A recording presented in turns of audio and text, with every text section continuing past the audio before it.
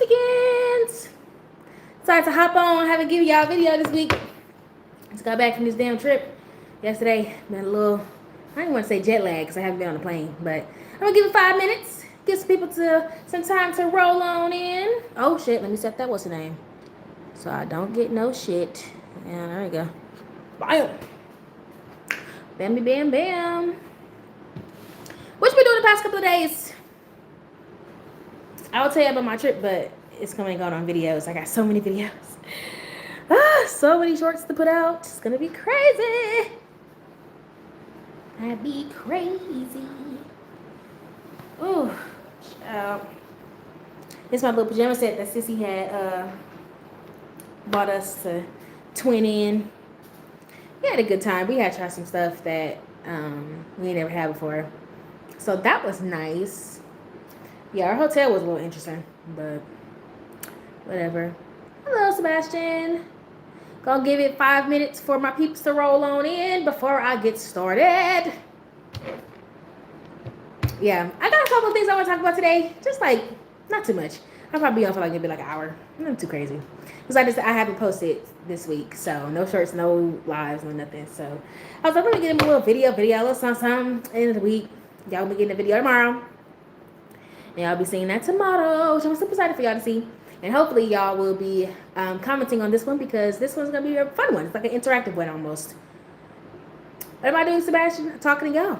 Waiting for the rest of my society members to roll on in. Because after that, we're going to be talking about some stuff. Hello, someone 1543. Nice to meet you. Nice to see you. What y'all doing on this Sunday? What y'all do this weekend?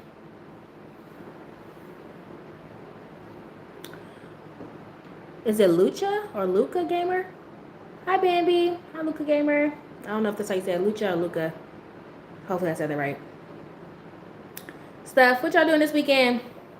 Any of y'all in college and school? Got homework? Prepared for tomorrow? Y'all in school now, right? September 7th. I think that people back in school. Play games. Solid. Getting off work now. Yeah, that's how you say it. Okay, great. Perfect. Yeah, like, I don't know. Is anybody in school? I know that I think y'all back in school now. Y'all should be. Is everybody starting back in August? Everybody starting in August? Because I know it was like September a few years ago, but I haven't been in school in 5 years, so I don't know nothing about it. What games y'all like to play? Thanks, Lucia. I appreciate that. What games y'all be liking to play? I like to play Minecraft when I can. Honestly, I'll be so bad with Minecraft though, because I really don't even know what I'm doing. Hello, Michaela. Hi, person whose name is in a foreign language that I cannot pronounce. Oh, Fortnite. I never played Fortnite. I heard that it's pretty fun. Look at me. Oh, thank you, Michaela. I appreciate that. In Minecraft, yeah. Honestly, I'm just so bad with Minecraft. I go in there and I'll be having such a plan. I'll be like, okay, I'm gonna build this, and this. I get in there, I look at my land, and I'll be like, I don't know where to build anything. So I just end up terraforming for 3 hours and then leaving. I've been doing it for the past couple of months.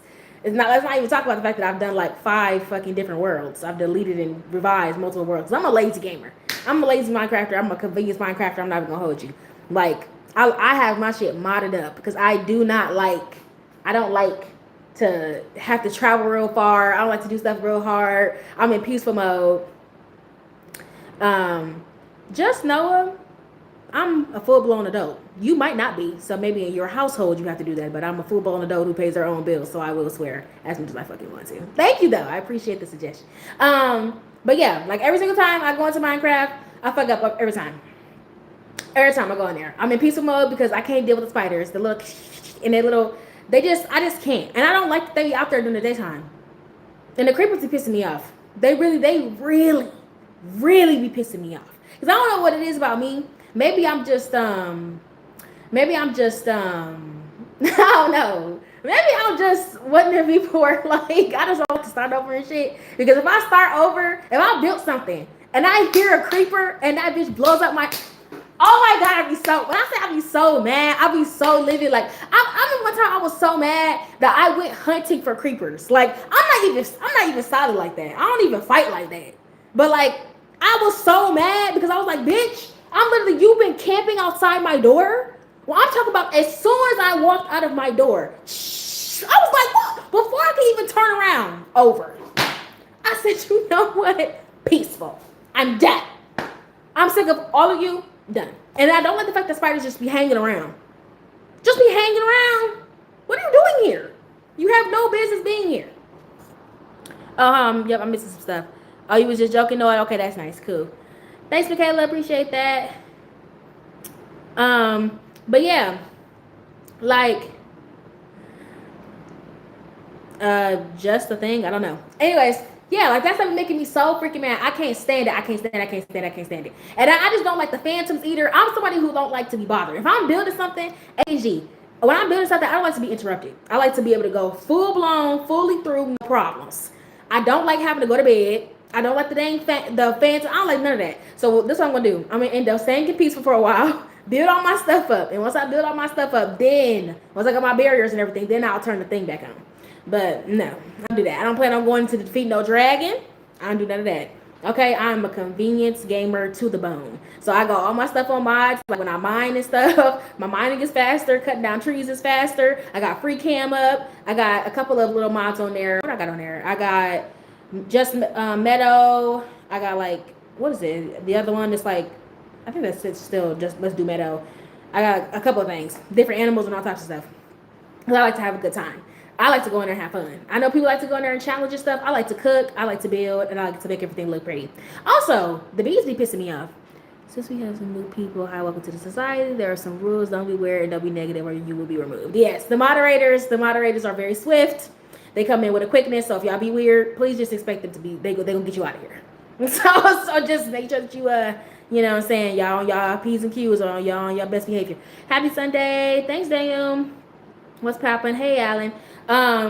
But yeah, that's just me with Minecraft. So I've been in peaceful this whole time, and every single time I go back in there, I can't. And the last time I had to literally take like a 2-week break because I have a the Let's Do Metal on mod, and if you haven't had that mod, it introduces like cheese making and like a couple of different, I think like maybe 1 or 2 plants, and then like they introduce like different animals. And so on there they have buffaloes, like water buffaloes, and then like these woolly Highland cows or whatever the hell. And so literally though, getting the buffaloes, you gotta find them in a specific spot. And getting them bitches back from where they come from, oh my God, let me tell y'all. I literally had 4 of them, right? 4. I had made it back with 3. Made it all the way back to my land. All I needed to do was get the 2 that was stacked on top of the 1 out of the boat. Okay? Usually, when you put a lead on them, they hop off and then come up on land. So I'm pulling the lead, like, come on. Tell me why my game glitched or something, and they went into the land and suffocated. When I tell you I was so livid, I wanted to break my PC. It took me to find them and then bring them back. It took me like, I want to say like 2 hours. And I tell you, I'm a convenience girly. I'm a convenience gamer. I don't like to be struggling for nothing. Okay, that's why I had deleted and reloaded like 15 worlds, because I wanted all my stuff that I needed close. And so, literally, after they suffocated, I got so livid, y'all. I'm telling you, I was so mad. I was so freaking mad.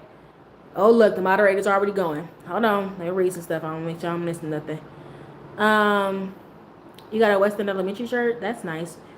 If you're chilling, you can have fun and have a good time with us. Yep. Give a quick shout out to Honduras. Shout out to Honduras. I appreciate y'all coming in. Red Dead Redemption. I'm not really sure about that.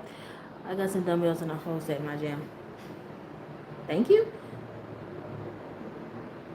I love you, pancake syrup. I don't know what that means. Anyways, yeah. So I was so freaking mad. I had to take a couple. Take a couple days off. Hi, Cara. I had to take a couple days off because. No. How y'all play Minecraft? Because I know that everybody does their own little thing, but I be trying to be so different. Like I hate going and like just doing basic stuff. That's why I don't play vanilla Minecraft like that, because first of all, I don't like they don't have a lot of food options. As somebody who likes to like make things pretty and make everything fun, I don't like that Minecraft only got like, I don't even know what you want to say, 15 food items. That's so boring. So I had to download Farmers Delight, because Farmers Delight gives you a whole bunch of options that you can just make a whole bunch of stuff. Cara, I'm doing good. Hi, Ashley. Hi, Pablo.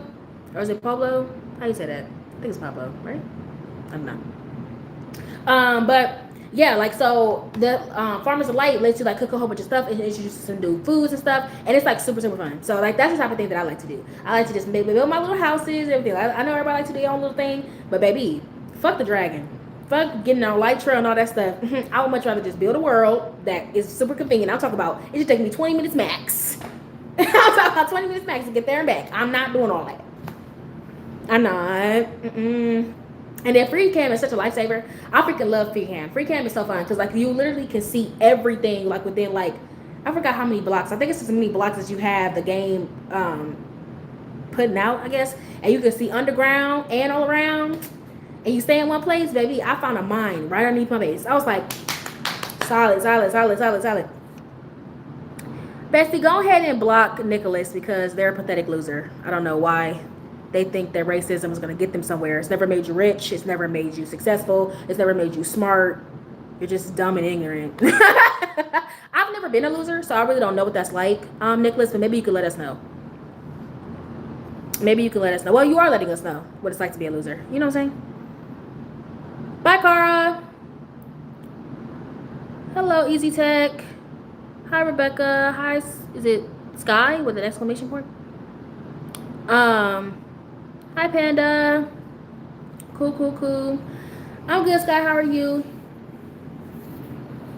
Oh. Was you trying to spell orange and you failed miserably? Orange tongue, whatever that's supposed to be. You're a pathetic loser as well. Personally, I've never been a loser. Orange tongue. So just let us know what that's like. You know, I've never been in a loser universe, so I'm really not sure if that's like normal behavior where you're from. But personally, I've never been a loser, so I really don't know what that's like. I'm doing good, Sky. We got a couple of losers going on up in here. Don't know where they're coming from, personally. But, you know, when you're exceptional, I guess you just draw those type of people in. You know what I'm saying? Everyone's a loser and a winner, I'm not going to lie. No, there's losers, and then there's winners. You know what I'm saying? We have a loser present. That's correct. And apparently his spawn are in here. How do you say your name? Merkin? Merkinoid? I don't even know how to say that. Good. How are y'all doing? What y'all doing this weekend? How was y'all weekend? Your skin, man, nice. Thank you. Is it Corinne? How do you say your name? Kerian. I just subbed. Oh, thank you so much. Is it Shinobu? Is that how you say your name? My hair is in twists right now. I don't want to show it right now. She look a little crazy. I'm trying to see what's under the bonnet. Baby, y'all want to see what's underneath here. Crazy town. I have to redo my twist. We're all losers. That's not a bad thing. Being a loser is a bad thing. You know, you should be a winner. Being a loser, what I measure as a loser is literally you trying to bully people. Like, when you don't have nothing going on in your life is pathetic, like you're unsuccessful, you think that bullying people is cool. You think bigotry is cool. As somebody who's never been a loser, I don't know what that's like. Do you do some poses for edit? No. Hey from Tampa. Hi, Thomas. Y'all typed it and I'm missing stuff. Do you play Roblox? I used to, Hector. But I haven't. Your pet fly died? Well, I don't really like flies, so can't really feel bad for you, Cam. Sorry. Where are you from? Dad's, I'm from Milwaukee, Wisconsin. You're a man of God, Tate, but you think you're a loser? I don't know what to do with that, honestly. 67? Okay. Sure. I mean, Shinobu, are you a kid though? Because I don't really befriend children. I'm an adult. Hi, Thomas. I'm doing good. Demetrius, I'm a loser. It is what it is. If that's how you feel, you know, I can't change that about y'all. You know what I'm saying? I'm not a loser, so I don't know what that's like. Personally. Nothing to do with bullying, but we have our own ideas of what loser is. I guess. It's a meme. I don't give up my age. Oh, okay, Shinobu. You just let me know that you're a child. And then, hey, Blossom. Yeah, I don't know. I guess everybody does have their own version of a loser, but to me, somebody who's a loser is somebody who don't got nothing going on in life. They're too busy sitting around talking about other people, thinking that being a bully or a bigot is going to make them cool, and it never does. You don't get rich. You don't become successful. As a matter of fact, if you are a bigot and a bully, you are stupid. 9 times out of 10, you lack intelligence. You can't even spell legislation. But at the end of the day, I've never been a loser, so I really don't know what that's like. You know, I know everybody has their own versions, but I really don't know any other version besides the one that I know. Because just because you work at a regular job or you don't have that many friends or you might not be that wealthy doesn't mean that you're a loser. You can just be a regular ass person. Regular person with a regular life.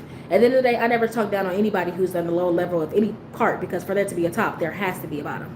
Otherwise, we all on a damn plateau.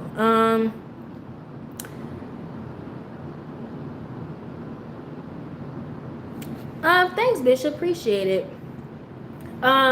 Yeah, somebody, I don't know. People are weird. When people say that, oh, I don't say my age. It just means that you're a child. That's a very immature answer. It's a very immature answer. Like, you know what I'm saying? I don't befriend children. Put them in period. You're from Missouri. That's nice to ask. But yeah, like I feel like somebody who is a loser, they don't even notice their loserness. That's the thing. That's the worst part about it. They think that what they're doing is cool. Just because you're somebody who's regular, works a regular job, has regular friends, eats regular food, you know what I'm saying? You don't have $1 million in your bank account. That doesn't make you a loser. Just because you work at a regular job doesn't make you a loser. It just makes you a regular fucking person. Losers to me are people who literally have no life. They have no fulfillment. They have to look for outside sources as the reason why they exist. They have to look for like ways to feel something in life because they know that they will always lack. They will never be anything. You can be something exceptional while still living a regular life. You can still be an exceptional person while still living a regular life. Being a regular person and living a regular life doesn't make you a loser. You not having a whole bunch of friends doesn't make you a loser. You not being socially inept doesn't make you a loser. You know what I'm saying? What makes you a loser is somebody who goes out of their way to spew hatred, and literally you have to fill your life with other people's lives because you have none. You know what I'm saying? You have no life. You have no fulfillment. You are quite literally a loser in life. Like a follower in life. You know what I'm saying? You would never have anything. You could still be the best, you know what I'm saying, IT person at your job. You know what I'm saying? You can still be the most sociable, fun person in your friend group. You can still be the person who makes the best cheesecake in your family. You can have purpose without having the societal norm of success. You know what I'm saying? Because just because you don't have a expendable wealth or whatever the hell doesn't necessarily make you a loser. I feel like being a loser is somebody who has no fulfillment. So you have to fill it with hate because to be hateful doesn't require any work. It doesn't require any work. It doesn't require you to be an intellectual. It doesn't require you to carry on a conversation. It doesn't require you to do anything besides be a loser. Anybody can call somebody a fat, ugly bitch. Anybody can do that. Anybody can do that. Like when I say anybody. Can you move your mouth? Can you speak words? Anybody can do that. That doesn't require any brain power. It doesn't require you to think. It doesn't require you to actually be of any intelligence. You know what I'm saying? Hold on, y'all saying stuff and I'm missing it. Jet, I don't know what you're talking about. Hi, Rose. Or bye. I guess peace sign. I'm gonna say this one more time. Don't be weird. Yeah, moderators are moving, y'all. They are swift. What's the thing on your head? It's called a bonnet. That's kindness will get you what money won't. Hello? Listen, I have gotten a lot of things for being kind to people. I'm 32. My birthday was 5 days ago. Whoop whoop. Virgo season. Would you mess with someone who works at McDonald's? I'll get to that in a second. Do you like spaghetti? Do you like spaghetti, Jet? Thanks, Real. I appreciate that. Well, you about to be blocked, Troob. So Troob is the perfect example, right? So Troob, right? Troob probably can't spell legislation, and they've probably never known what it's like to be missed. You know what I'm saying? They don't know what that's like. They've been a loser their whole lives. So, like I said, people who are like bigoted and bullying and stuff like that, just know that they lack intelligence. They were the person who was the pass fail in high school, if they finished high school. And then what I did with somebody who works at McDonald's, I'm not dating anybody personally, but if I was to date, I'm gonna date for the future that I want. You know what I'm saying? Hi everybody, Holly, Big Bag, Michaela. Literally, I'm gonna date for the life that I want, right? So right now, I'm not in the position or in the lifestyle that I want to be in, so I'm not gonna date. When I enter the lifestyle that I want to be in, then I may consider dating, but I don't really know. I'm perfectly fine with being single for the rest of my life. I don't really, you know what I'm saying? That's not something that I really think about very often. But yeah, I believe that you should date people that you want to spend the rest of your life with. You know what I'm saying? I'm not somebody to waste my time. I don't casually date. If I'm going to date, that means that I'm looking for a partner for long term. Somebody who's going to learn me, know me, grow with me. Somebody that's not going to piss me off every 5 seconds. Like, I'm not wasting my time. I have a goal in mind. So if I do start dating, just know I'm in the tax bracket and the lifestyle I want to be in, and I'm looking for a husband. That's the only time that you'll be seeing me date. I'm not going to waste my time otherwise. We got a very short life. We don't live very long. So I do not waste it at all. Chicken, what are you talking about? Bishop, you think that loser is a harsh word? I don't really know what to say to that. I'm not even gonna hold you. I've said worse. I said worse things. Worse things. A loser just isn't someone who isn't intelligent.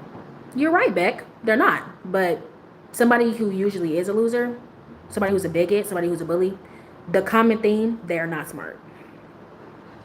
They're just not. Damn, you really like a coworker of mine. That's crazy, Michael.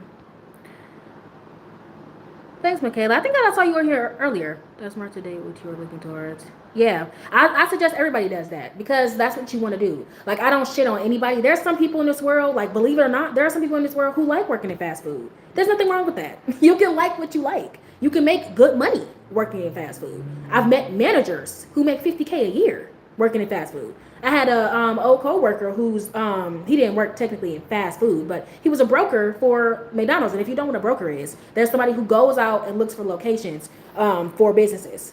He works for McDonald's. You probably hear working for McDonald's. You work for McDonald's? That man makes 6 figures a year. There ain't nothing wrong with working for, you know what I'm saying? But you know, like, everybody has their own thing. Everybody has their own stuff that they like. So all I say is that if you want to date, just date with what you want. You know what I'm saying? And so you always don't have to be wealthy either. There are some partners, male or female, doesn't really matter. There are some partners out there who really don't give a fuck about what you got. If you are a good person and you love them and you bring fulfillment to their life, they don't give a damn if you got 2 cents in your account. They got enough money for both of you. You know what I'm saying? So just do what makes you happy, but I'm not somebody who would date something that I don't want. If I look at you, I want to basically envy your lifestyle, if anything. I don't really envy anybody ever, but that's what I would want. I would want to be someone who feels fulfilled in my relationship. And if I look at you and I will be disappointed with my children's future father, then I shouldn't be dating you in the first place. You know what I'm saying? It's like you don't need to know anything about, hey, not to hate them, I don't know anything to respect them. Exactly. If you don't mind me asking, Michael, I am 23.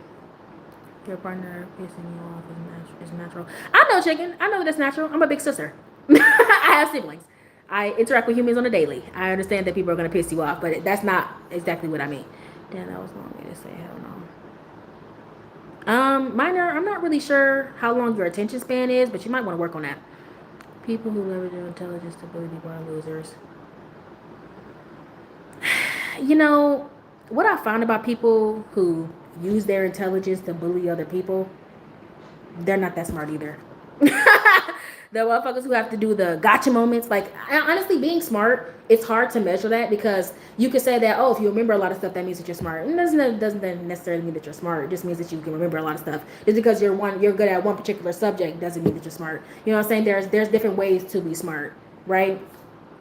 People who make their whole personality about being inquisitive or knowing a lot of stuff, once again, even knowing a lot of stuff doesn't make you smart. Because you could take somebody who's book smart and put them out in the woods and they wouldn't know what the fuck to do. But let it be a person who's been in a job or in a career for a long time who knows about surviving out in the wilderness, stuff like that. They'll be the smartest person in the room. You know what I'm saying?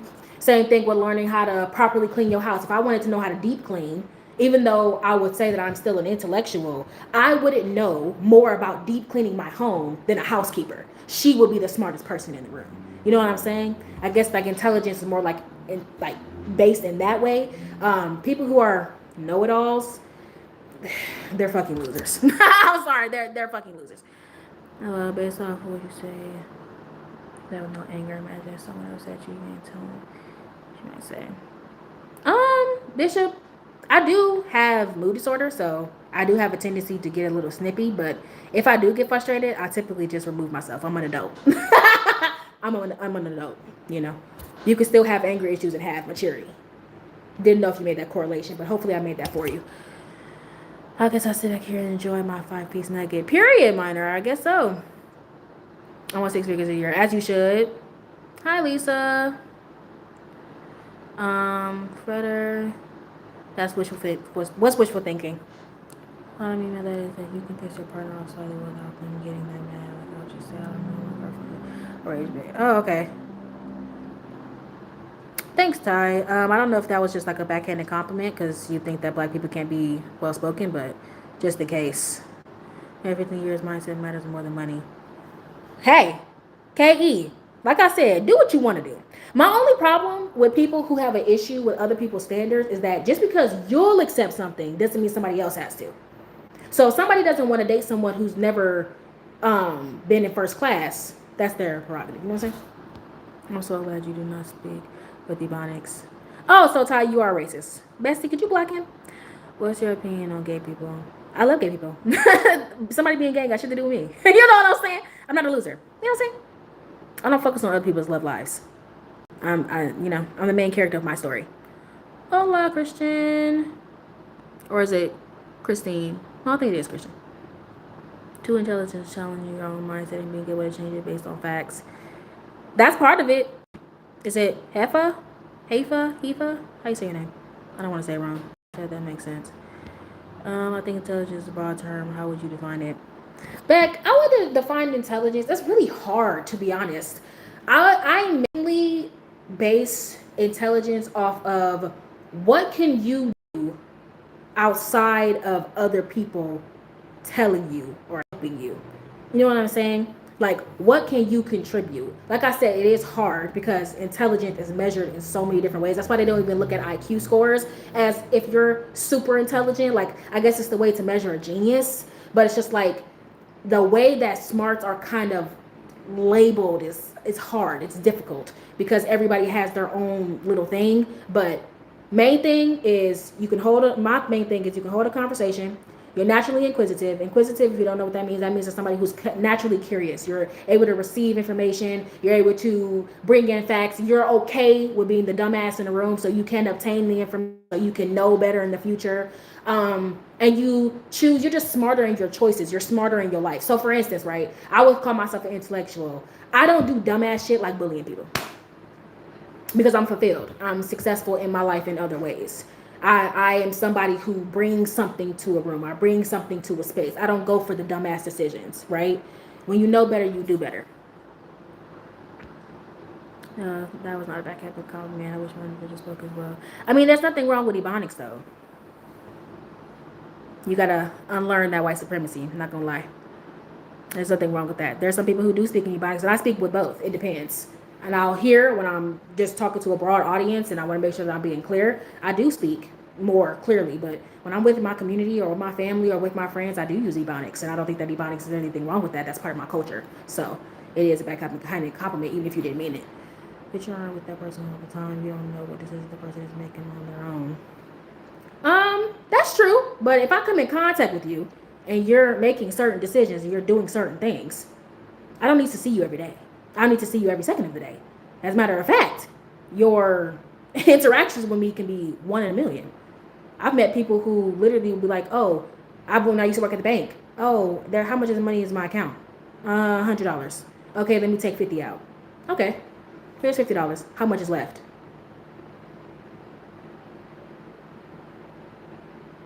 There was $100 in your account. You took $50 out. You don't know how much is left after $100? After you take 50 from 100, you take 5 from 10. Well, I make a decision around you against my other folks.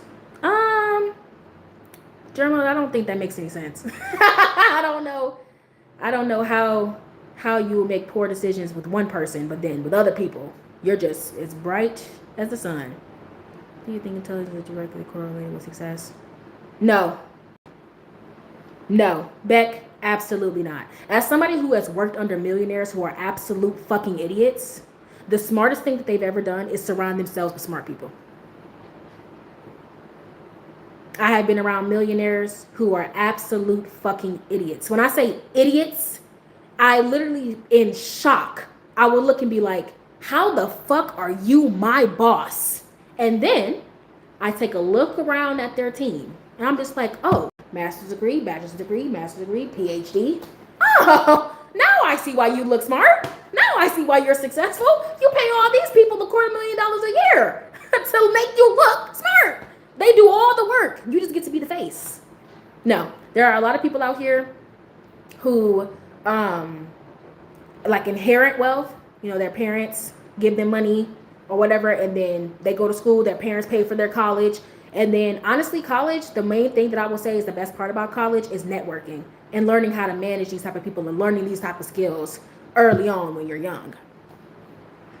So when you get out there, your parents introduce you to these people, or your parents' friends' children go to school at the same time as you, and then you employ them, the people with the degrees with the different fucking, stuff, to help you run your company.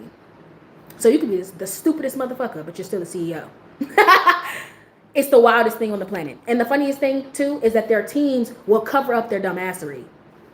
It's the wildest thing I've ever experienced in my life. I'm like, what the hell do you mean? You have millions of dollars, millions, and you don't know how to write a contract? Huh? I have to talk to you like this because you don't get what I'm saying, and you're a multimillionaire? But then I look around at your team who makes excuses for you, who cleans up your messes. The smartest thing you've ever done is surround yourself with smart people. Hold on. Well, I think there are poor decisions about that, and actually it was a good idea. Drumroll, that's not how that works. He makes good decisions around stupids and bad around me. Geniuses. Genius. He worked hard to build his finances. He doesn't really have a higher intellectual education than others. How you say your name? Mesquite? Muxit? How you say your name? I don't even know. A degree doesn't necessarily mean that you are smart. No, because our school system doesn't really measure things off of intelligence. They more so just measure things off of you knowing the answer. So yes, I agree. A degree does not necessarily equate to intelligence, but at the exact same time, though, when you have someone who knows the knowledge of the thing that you are looking for to fill a position, that person at least knows, they should at least know what they're doing. And if they don't, well, you fire them for somebody who does. You will never, well, not, let me not say never, you will rarely find somebody who's like the head of marketing, the head of HR, the head of, I don't know, tech. The people who are ahead of that, you will rarely find them not have a degree. Rarely. Now, the CEO and the founder, they might not have a degree. But the team that is underneath them, oh yeah. If you're looking at corporate, the best companies, look into any, go on LinkedIn. Look into any big major company. The CEO or the founder, they might not have a degree. Look at their team. I promise you. If not all of them, almost all of them, if not half of them, have a degree. It is not because degrees automatically mean that you are intelligent. It means that you at least know the information. You should at least have some knowledge if you didn't gain the degree. And a lot of corporate places, they require a master's in your position.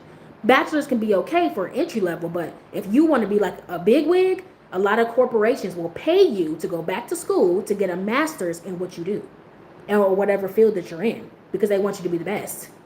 Mainly because the CEO don't know what the fuck they're doing. How you say your name? Tyron? Finally made 3 bars. Congratulations, Ethan. Doesn't talk this much. Okay, autistic. You could always leave. Please let me know the fee that you paid to join this live. I will properly refund you. My friend has a degree and he thought eggs were a vegetable. Honestly, a lot of people think that eggs are a dairy product and they're not. Egg being a vegetable is kind of crazy though. I ain't never heard no shit like that. But yeah. But Chicken, we've already established that a degree doesn't necessarily equate to intelligence. It does necessarily mean that you just happen to know the information. You at least should know the information. You went to school for 4 years. You should know something. If you got the degree, you should know a little something.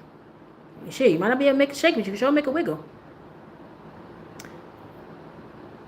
Bye, autistic. Appreciate it for you leaving. I met some of the dumb people in college. Yeah, I've met some of the dumbest people in corporate. Once again, I've met millionaires who are stupid as fuck. But once again, they surround themselves with people who know what they're doing and make the company look good. And almost always, it's a woman on that team. Almost always. What trait do you think is most highly linked to success? Honestly, I can't say. I'm not even gonna pretend to give you an answer back. I really don't know, because when it comes down to success comes in multiple different like clothes. So you can be successful from just having your parents being a nepo baby. You could be successful for investing in the right thing at the right time. You could be successful for winning the lottery. You could be successful for surrounding yourself with the right people. You could be successful by taking the right risks. You could be successful by taking your time, not rushing. You could be successful by just, saving up your money and buying the right thing or going into the right industry. It really does just depend. Yes, you can have success from intelligence. You can have success from information. You can have success from already having money or being set up by family. But when it comes down to just success in general, not everybody's story is the same. You know what I'm saying?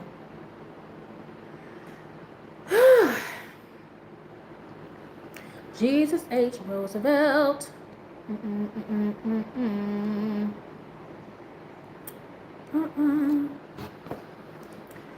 Oh. But yeah, so success is really hard to measure. It's really just like it's hard to measure intelligence. Like it really just depends on the area. It's easier to know that somebody is stupid or lacks intelligence than it is to measure how smart somebody is. Right? It is just harder. You can even ask anybody who's like a genius. They'll say it's still hard because you'll meet people. Like especially if you're a neurodivergent like me, you'll meet people where we don't fit in a neurotypical box, and somebody might see as a neurotypical, oh, this XYZ is what makes you smart. But then you'll meet an autistic person and you would think because they don't follow these guidelines, I mean they're not smart. But then they could probably build an engine from scratch. So how do you measure that? You know what I'm saying? How do you measure that intelligence? They might not work in the best environments. They might not mingle in the same ways that you want them to. They might not be as easy to socialize with or able to do as well presenting something, but that doesn't mean that they're not smart. It just means that their brain is wired in a different way. They remember things differently. They process intelligence differently. They process information differently. But it doesn't necessarily mean that they are not smart or that they lack intelligence. It's just it might not be according to your standards.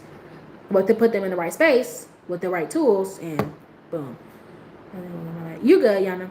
They were just being weird, so I removed their ass. They were just being fucking weird, so I just removed them. It's cool. Silly Billy's not in here, so I already know there was going to be a little bit of struggle. We had a lot of weirdos today. I've come on a completely different time. I never come on at 3 o'clock. What? 3 o'clock? 6 o'clock? 5:30. On a Sunday. I never come on. I just thought, just come on and talk to y'all because I have not been on all week. Have not talked to y'all all week because I had this whole trip that I had to do. So, yeah. Michaela, how many times are you going to come up in here and say hey? I could have swore you came in here this is your third time. My memory ain't not the best, but I could have swore I've seen you a couple of times. But I appreciate the compliments again for the third time. But yeah, so it's just interesting. But I'm going back to my point though. When it comes down to people who are bigots, people who are bullies, the common trend is that they do not have intelligence. They just don't. Like it's strange. It's very weird. It's very weird. If you look at them, you're just like, are you okay? Do you know where you are? Do you understand what's happening? So I don't think that you're familiar with what's happening right here, right now. You seem a little confused. You seem a little lost. Right? So yeah, and my main thing too though, on top of just not even being intelligent, like I said, it's just a common trend that I've noticed with losers, but it's not even just you being intelligent. It's also people who are just completely unfulfilled in their lives. And when I say completely unfulfilled, when you are not the main character of your story, because you don't invest in yourself, you don't love yourself, you're not confident in yourself. When you don't have that, when you lack fulfillment, you're a fucking loser. When you use that hatred towards yourself for being unfulfilled, you try to project that onto other people, you're a loser. Like, how are you mad at the rest of us because you don't know what the fuck you want to do with your life? Because when you're gone, nobody misses you. Nobody ring-a-ding you up to ask what you're doing. I've never known what that's like. Like I said, I've never been a loser, so I don't know. Maybe in Loser Universe, on Loser Planet, in Loser Street, in Loser Town, on Loser Street, in Loser House, in Loser Basement. Maybe You know what I'm saying? Maybe that's where that's at. But I've never been there, so I don't really know. You know what I'm saying? I've never sat around filling my days thinking about what other people are doing. I've never gone into somebody's live or gone underneath somebody's video and felt the incessant need to say something rude and mean and nasty. I'm fulfilled. I have a happy life. I have a good support system. I have good friends. I have good family. I'm a good person. I'm happy. Life is good for me. I don't know about the rest of y'all. I love what I do. You know what I'm saying? I'm fulfilled. I'm happy. I'm joyous. I have things. You know what I'm saying? But when you are immediately like bogus and mean towards other people, it's just like, wow, you're a fucking loser. You have nothing going on. Because successful people, people who are rich in life, not even just in money, people who are rich with family, support, fulfillment, a good job, people who are fulfilled and people who are happy, they don't sit around, being mean to people. And I'm somebody who believes in input and output, right? You can't output what you don't have internally. If you don't have that in you, you can't put it out. When you are being vicious and just mean to people, it's because you are dead inside. You are unfulfilled inside. You're empty. You don't have anything. So all you can do is reach for the most easiest thing to do. You want other people to hurt like you hurt. You want other people to feel how you feel. You are broken. You are sad. You are unfulfilled. You are empty. So you can only put that out. Only losers move that way. But I've noticed, I think having the ability to relate to people and adapt socially is a good indicator of success. Agreed. That can definitely be a good indicator. Also good to see another neurodivergent person. Period. You got ADHD back? But yeah, I agree. Like being able to empathize with people and putting yourself in their shoes and just honestly, I say the way that you are perceived by the public, not always, not the public doesn't always get it right, but the way that if you notice a common theme in how you enter spaces or leave spaces, that's a good judgment of your character. So for instance, I'll say for me, right? There's never been a group, there's never been an environment, a group, a person, a job, a school that I've entered or I've been a part of that I have not gotten good reviews. When I leave my job and I go on vacation or I'm out for a couple of days, I am missed. I am talked about. I've been talked about by losers and bullies. I've been talked about by people who love me. Every single time that I go into a space, into a new space, new people, completely new environment, the common denominator is people like me. I'm liked. People enjoy me. People come up to me. People talk to me. People ask me about my life. People are interested in what I'm doing. Every time that I leave a space, I'm happy. Same thing about me. About some people who pretend to like me, right? They hate that they like me. So they're doing everything in their power to try to be mean. But then they realize that my sunshine is a little too bright. Like they just realize they can't dim my light. So what do? They go and follow suit with everybody else and try to befriend me and all that extra stuff. Luckily, I have discernment. Thank you, God. But yeah, being a good person, even evil, nasty people will try to find a way to be close to you. I've had people be like I had an old boss who like was trying to be rude, trying to keep me from stuff and like trying to keep me from like we used to do stuff like we used to walk to like syndics or something with my coworker, and she would like purposefully not invite me to walk to syndics with them, and my coworker would have to be like, hey, you want to go to syndics with us? And I'd be like, oh yeah. But her schedule, right, it was just me and her on Mondays, and then my coworker had a Tuesday through Saturday schedule, and like on Mondays she couldn't stop talking to me. She had to come over and tell me about her weekend, and she just couldn't help herself. She had to speak to me. She had to let me know what was going on with her life. You would think that the bitch hate me the way that she be acting when our coworker is here, but she was jealous of me. I don't know what else to say about that. You know what I'm saying? Those people are dangerous. Yes, they are. Do you still interact with people from middle school? I do not. I mean, the people that I went to middle school with, I wasn't expecting much out of them, so I know that's a mean thing to say, but I wasn't. I roll around in circles with people who are successful, people who have things going on in their life, people who have hopes and dreams. If somebody is not excelling, if people are not growing, if people are not doing, if people are not working towards their goals or trying to make a way in this world or trying to do something, you won't see me around them very often. You won't see me talk to them very often, because I'm somebody who believes in excelling, doing more, trying harder, go. Because when I'm 30. I expect to be surrounded by a certain group of people, and I hope that you're there with me, but I will not stay down here with you. You know what I'm saying? So that's my only thing. That's my only thing. So people from my middle school, they could barely pass the test. I remember one time, I think it was my 7th grade year, my school had did like this thing where if you did a book report, you got a reward or whatever. It was for the whole school, from elementary all the way up to middle school. And I think it was from K3 all the way up to 8th grade. I was the only student who did the book report. I was the only one. Out of the entire school, I was the only one. That set the tone for me. I was like, oh, I was the only one who actually cared about their education. Got it.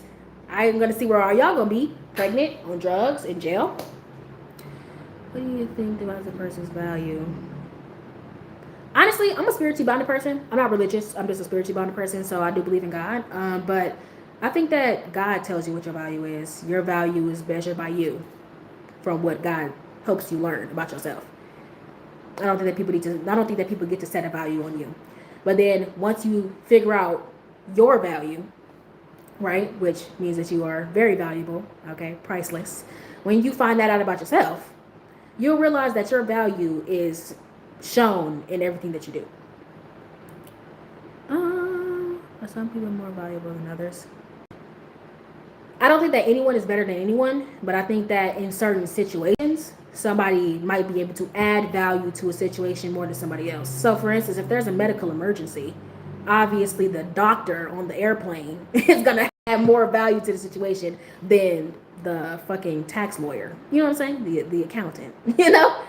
I guess depending on the situation, a person can add value to a situation, but I don't think that somebody is invaluable or worthless just because they can't necessarily add something right now into this situation.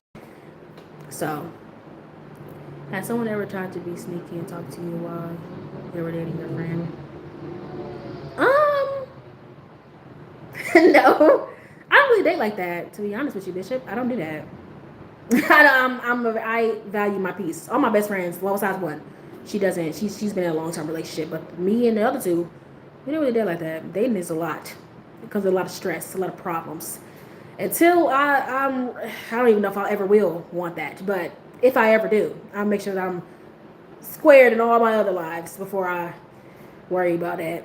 But yeah, I mean, I wasn't dating him though, so I did have one guy who was like being weird, but I mean, we weren't dating, so I really don't give a fuck what he does. You know what I'm saying? That ain't got shit to do with me. Once again, I'm the main character of my story. And I suggest that y'all all do the same thing. You should be the main character in your story. Not a side character. That's why a lot of people are losers. They're side characters in their own stories. Some of them motherfuckers is extras in their own story. How that work? I don't know. My friend at the gate for 3 years and tried to get with my girl and he got horribly rejected. Chicken, that's interesting. Bishop, why do you want to know about him so bad? He was literally a side note of a footnote in my story. Do you see success as an indicator of value? It really depends on what you mean as success. I'm asking a lot of questions. It's one of my favorite things. Beck, I don't mind asking questions. I love answering questions. Bring them on. Honestly, it depends on what you think success is too. That's another thing. You know, there was a story that I heard where it was like this CEO goes to a foreign country, let's just say Colombia, and he meets this fisherman. Okay, he fishes, gets food for his family, they eat, and his family just hangs out on the beach every day.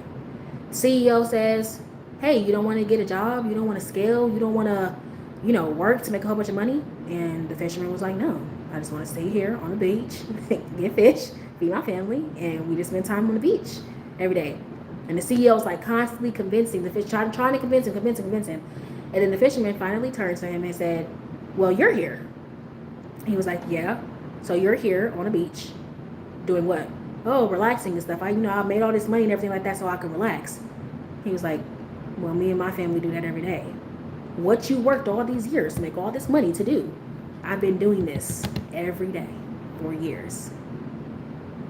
Why would I go through all the things that you're doing to get rich just to end up right back here to fish, feed my family, and stay on the beach and relax every day? Why would I do that? If you ask islanders, like the Hawaiians and stuff, they will tell you The reason why they were colonized is because the settlers thought that they were lazy, because they would only work as much as they needed to, eat when they were hungry, and then they would relax for the rest of the day, because you don't have to work 9 to 5. You don't have to work 40 hours a week to be happy. Have enough food, work as much as you need to, relax the rest of the day. And divide by how much money and resources you can acquire. Beck, did you not listen to this story? Did you not listen to this story at all?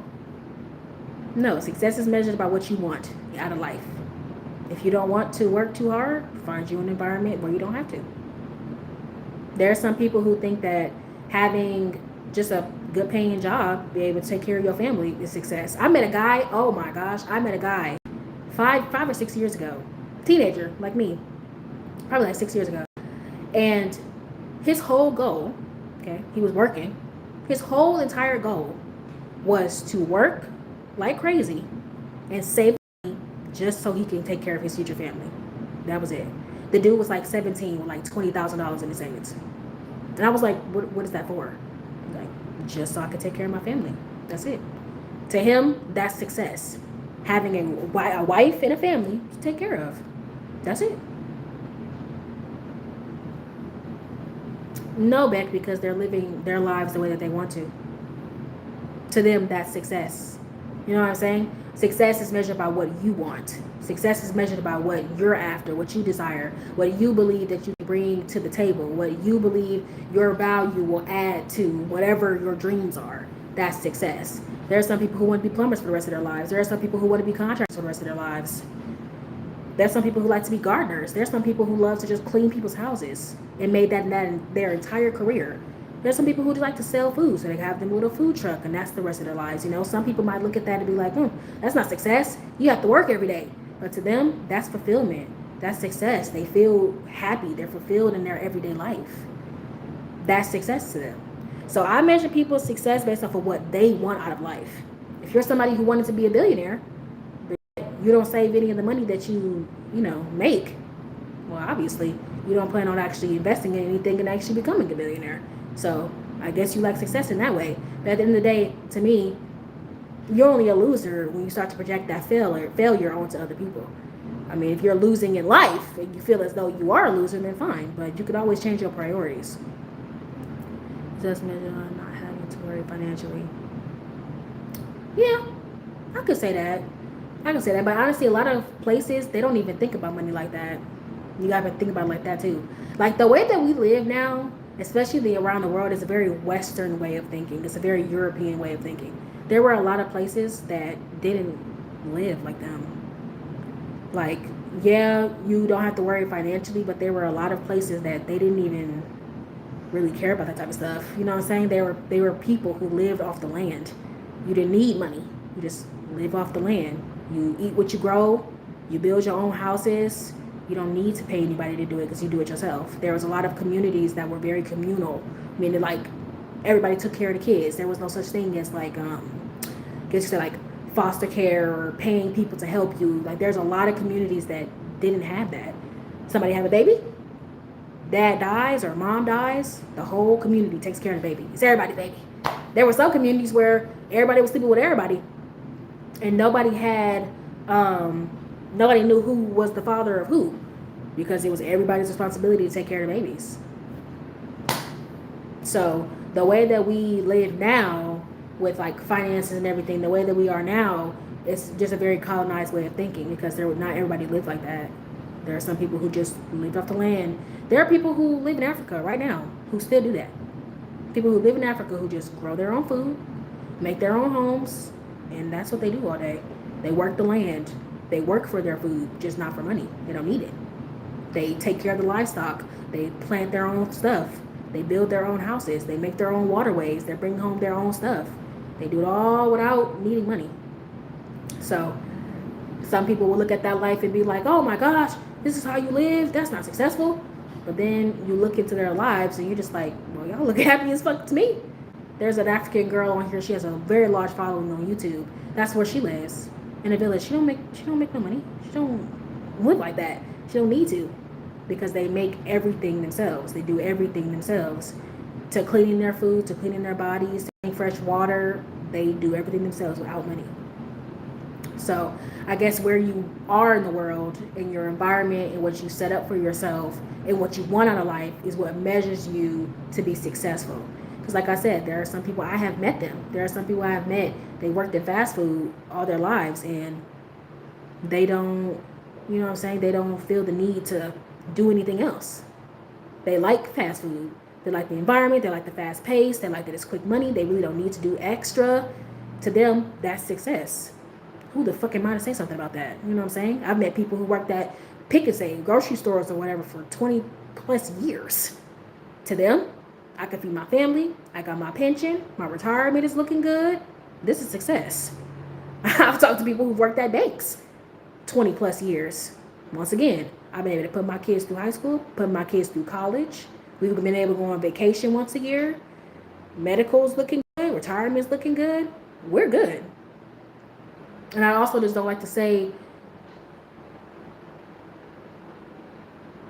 you said a loser isn't someone who isn't growing. Being content is being a loser, though. Beck, you're free to have that opinion if you want to. Not everybody's success is the same. Not everybody sees success as the same. If this is where you want to stay in life, for instance, right, I'll use myself, because I did mention earlier that I'm somebody who does not like to hang around people who don't like to grow. I have a certain mindset in mind. I have a certain desire. My desire is to be very wealthy. Okay? That's my desire. So I will surround myself with people who also have that same mindset. To me, my success is when I am fully financially free. I am fully wealthy. I don't really have a set number.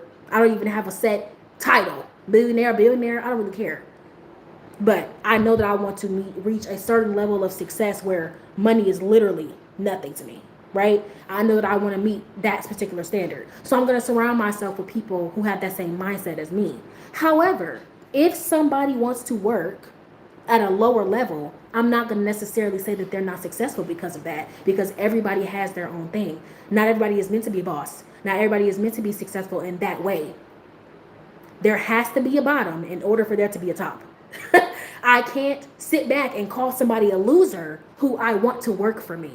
Like, just think about that. How can I talk shit about somebody being on the lower level where I can't be the boss of anything if I don't have employees? And having employees is people like that who are perfectly okay with being content. Perfectly okay with where they are. They don't need more. They don't desire for more. And as somebody who wants to be a boss, I don't have to worry about that type of thing because I would want somebody like that. I would want somebody to work underneath me. I don't, you know what I'm saying? If everybody wanted to be a boss, there would be no bosses. If everyone wanted to be a boss, if everybody was able to be a boss, there would be no bosses at all. Because once again, there has to be somebody at the bottom in order for there to be a top. Because what are you standing on if there's nobody below you? What are you standing on? Nothing. What are you hovering over? No one. Nothing. Because we're all on the same playing field. We're all trying to get the same shit. So somebody being content with just having a secure job, if that's what you want for your life, then you are rich. I believe that people who are fully fulfilled in what they're doing, you're rich. I've met people. When I had opened up my business account, I met a guy who helped me open it, and he literally was just like, oh yeah, I've been in here for like 20 plus years. And I asked him, I said, well, what made you want to stay here for this long? Seeing, you come in here and help people become millionaires every day. You come in here and help people open up multi-million-dollar accounts every day. You never wanted more? And he straight up told me, I love what I do. Who am I to say that he's not successful? Who am I to say that he's not fulfilled? Who am I to say that he is less than? Because he's fulfilled in what he does. He feels like this is all I need to do. I'm happy. This is what I love to do. And he's exceptional at his job. Hello? When I say he is exceptional, top tier, hold on, it's getting dark. Let me turn this light on.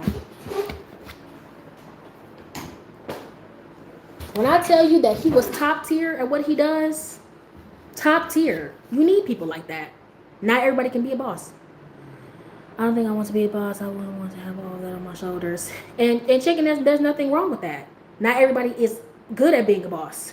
I've had bosses who should have never been over anybody. I'm like, baby, what is you doing here? But they got the position because they worked at the company for however many fucking years. Why is being wealthy important to you? Also, I'm not asking you to judge you. I just like to see what people's motivation is. My motivation for being wealthy is, for one, I just like the idea of being able to do what I want when I want. I want to provide myself the convenient lifestyle of being able to have everything at my fingertips. So I plan on having a full staff, like butler, like housekeeper, driver, security. Like, I'm that type of person. Like, I want to be able to do everything carefree. I'm convenient as hell. I'm gonna have assistants, one for the morning, one for the night. So if I want to get some food and I don't want to leave the house, I have somebody to call. If I need my house to be clean, somebody's already doing it. If I need something, it's at my beck and call. That's just kind of my thing. I like to live a convenience lifestyle. As a neurodivergent, living in a neurotypical world, the less things that I have to do, the better.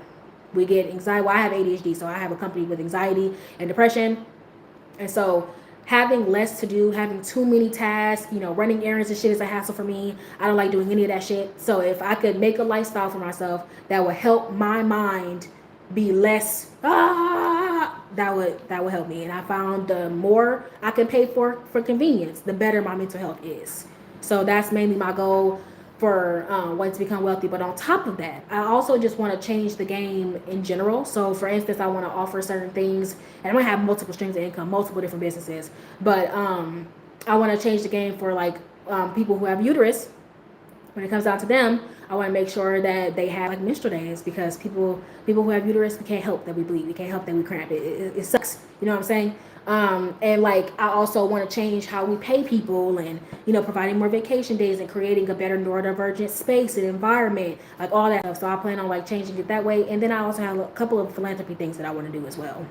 Coming from somebody who's come from humble beginnings, I want to help people, get to where they want to be a little bit faster in multiple different ways. So exactly. Also, in having all of that life losses.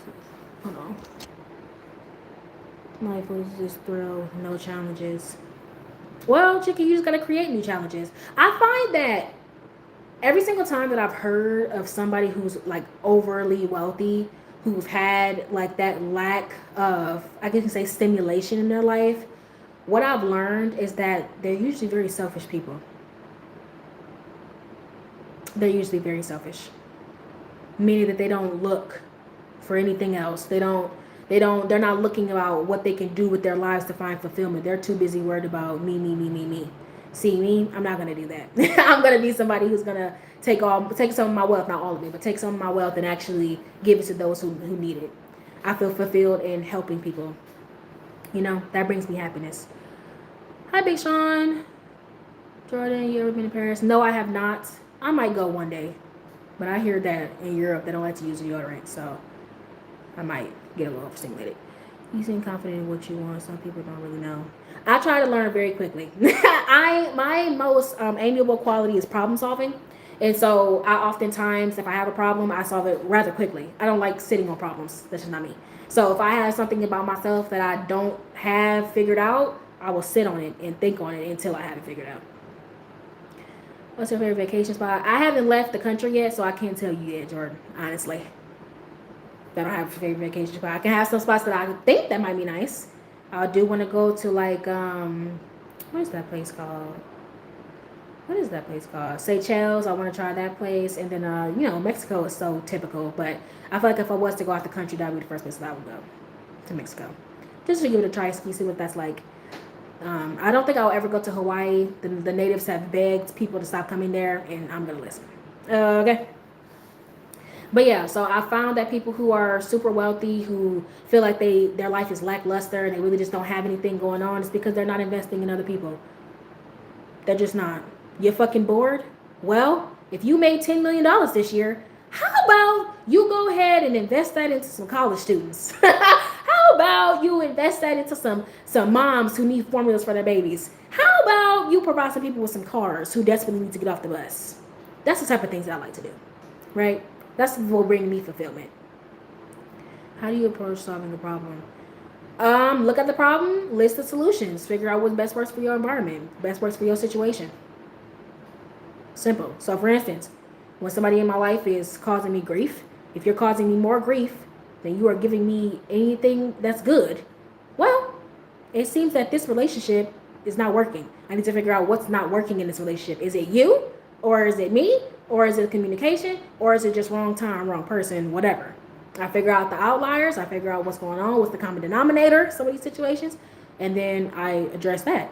If it's every single time that I spend time with you, me and you have miscommunication because you're not trying to listen, you're just trying to hear enough where you can respond. Well, I don't do well with that.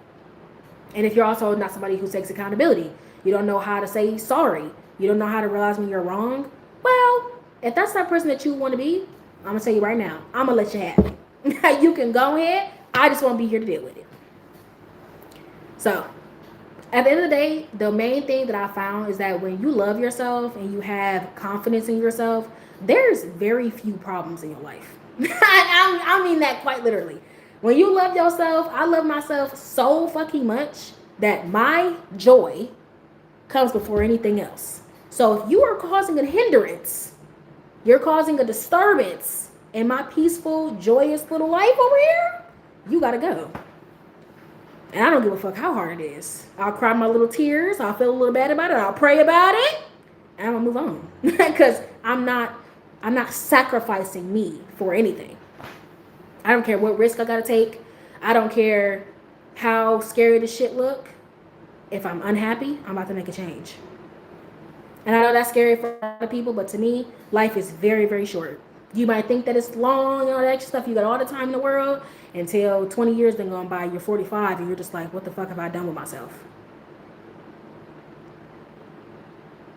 I'm pretty sure Yana's gonna block you, West. Don't know how you're gonna call ICE or immigration. I don't know who you're calling them on. I'm a Black American. We were brought over here involuntarily. We were brought over here by your people. Fucking colonizer. Anyways, yeah, so when you love yourself and you have confidence in yourself and you're the main character in your story, very few problems stay in your life. Very few things bother you. Like people will ask me, I've even had my therapist be like, girl, how do you do that? Like, I'll tell them when I'm dealing with somebody who's difficult, I might be mad and like for a second. And then after that, I become indifferent to you. Like fully indifferent. Like you would think that I'm being mean to you, or you would think that I have malice against you when I genuinely just don't care. You've been doing everything in your power to try to be malicious and mean. I've recognized the type of person that you are. So for instance, if you're a coworker and I have to see you on a day-to-day basis, I will deal with you on a professional level, but you will have zero access to me personally. Oh, you need me to help you with this transaction, whatever? I got you. Cool. Okay. Anything else? Oh, okay. And then the people who haven't been removed, the people who haven't been put outside the club, you know what I'm saying? They get that part of me that is bright and fun. And like I said, I'm the sun. I'm a big ass ball of sunshine. People who even want to hate me can't. They can't.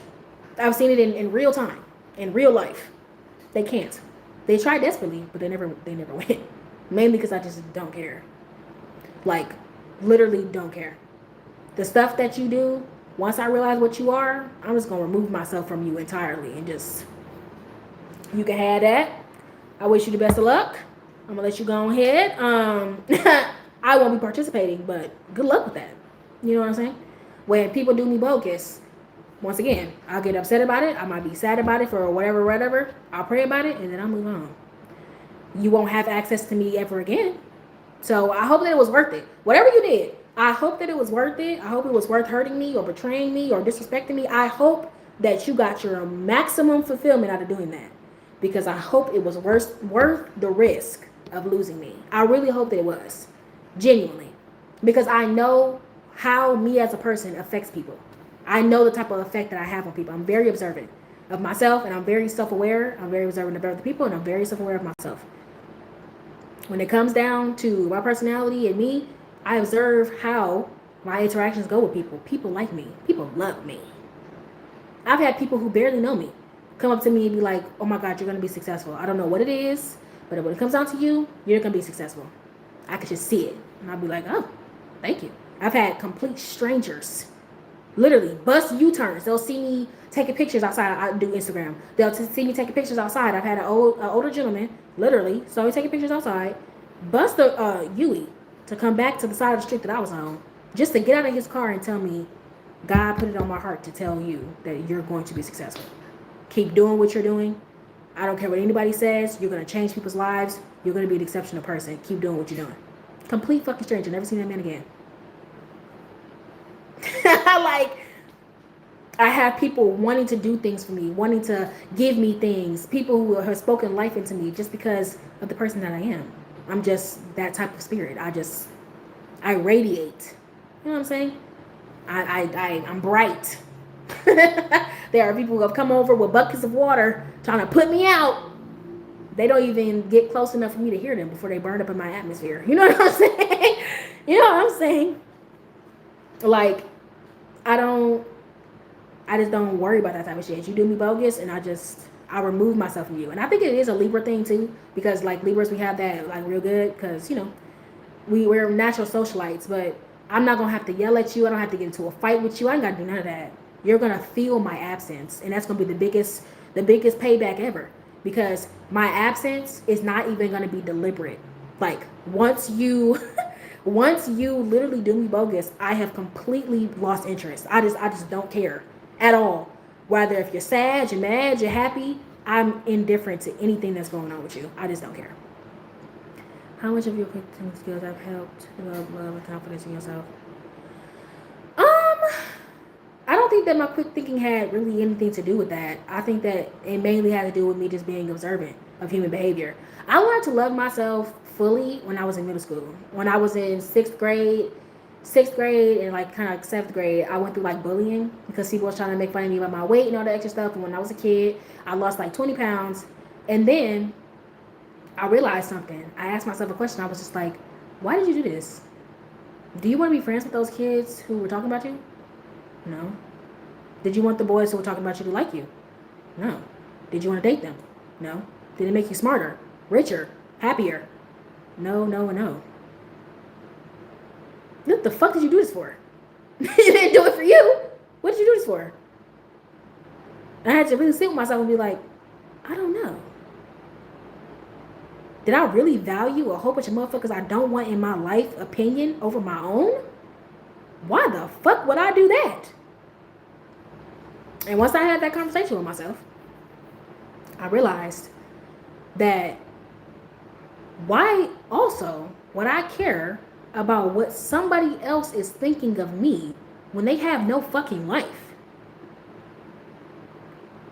Literally, when I started noticing that, I was like, bitch, I'm that girl. What are we talking about?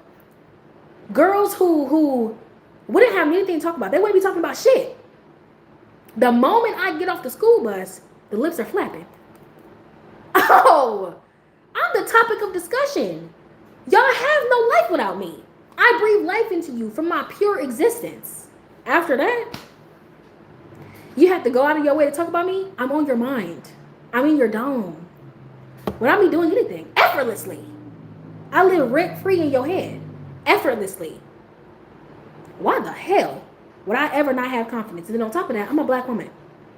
We're hated everywhere. So if you're going to hate me anyway, I may as well just live my life. I may as well live my life, do what I want, and be happy. Because you're going to hate me regardless. I'm going to get hate regardless of what I'm doing. I could be graduating. I could be having kids. I could be getting married. I could be going after a good job. I could be stealing. I could be singing. I could be dancing. It wouldn't matter. People going to hate me no matter what. So shit. I may as well just live my life and be happy while I do it. My main mantra, nobody's going to ruin my time on earth. I only get to be on this bitch one time. 1 in 400 trillion chance of you being born. 1 in 400 trillion chance of you being born. I'm not about to squander it. I'm not about to squander it. And I'm especially not going to be sitting around looking and wondering what everybody think about me. I don't give a fuck. I'm about to live my life and do what the fuck I want to do. And there's never been a time that my self-love and confidence has not brought me prosperity. Was it a simple mindset shift? Did you take any action that reinforced the confidence? I mean, not really. Like, it really was just a mindset shift. Like, I know, like, when I talk about it, people be telling me that I make it sound easy. But to me, it really is just that easy. If people are talking shit about you, people are talking about you, you are the topic of discussion. That means that they have no life. Why would I care about what the hens got to say about me, the rooster? The hens are over here talking about, oh, they squawk too loud. Well, bitch, I have a purpose. I have a purpose. I have a purpose. All you can do is sit back and talk about me. Why would I care about what you got going on in life? You're not successful. You're not fulfilled. You don't got nothing going on. Because if you did, you'll be sitting over there doing that. You'll be doing that thing that brings you fulfillment. You'll be doing that thing that brings you success. You'll be hanging out with your friends. You'll be happy and cheerful. And once again, like I mentioned earlier, input and output. You can't output what you don't have internally. So if you're spreading misery and projecting hatred, that means that you are a hateful, miserable person. And why the fuck would I care about what a hateful, miserable person got to say? And I already told y'all that the trend that I've commonly seen, somebody who is a fucking bigot, somebody who is a bully, lacks intelligence. Or they're not as smart as they think that they are. And when they meet a real intellectual, it's clear as day. They fill their lives with things that are easy to obtain. Hey, how you say your name? Van Helsing? Is that how you say your name? But yeah, it's not hard. To me, I feel like it really just isn't. When you really sit back and think about it, why the hell would I care about a miserable, pathetic loser with yuck mouth? Why the fuck would I give a fuck about what they gotta say? I don't want them to be my friend. I don't want to ever see them again. As a matter of fact, I believe that it is a crime against me that I even have to know that you exist. That's my thought process. I have to know that you're alive. That's not fair to me. I'm going to consult a lawyer to see if that's a hate crime, to even know that you even are alive. Thanks, Jeffrey. What do you think about your own intelligence? I think that I'm pretty smart. In different ways, though. Book smart and street smart. People smart. You know, I see things in a lens that is different from most people. Anytime that I've spoken to someone, they always love picking apart my brain because they're just like, how the fuck do you think like that? I just see the world in a different lens from other people. You know? But like I said earlier, you can't really measure intelligence. Honestly, you can't see stupidity. Stupidity is not hard to spot. Stupidity is not hard to measure, really. But intelligence, being smart, there are people who are smart, but in what way? Because like I said, depending on the environment, you can be in a space where you don't know nothing about the topic that you're in. Doesn't mean that you're not smart. It just means that you're ignorant. You know what I'm saying? But one thing that I have noticed about somebody who is smart, they're naturally inquisitive. Usually people who are intelligent are naturally inquisitive. People who ask questions. Don't mind being the dummy in the room. Don't mind gaining the information that they don't know. That's one thing that I've noticed about people who are smart. Right? They're not afraid of knowledge. They're not afraid to be wrong.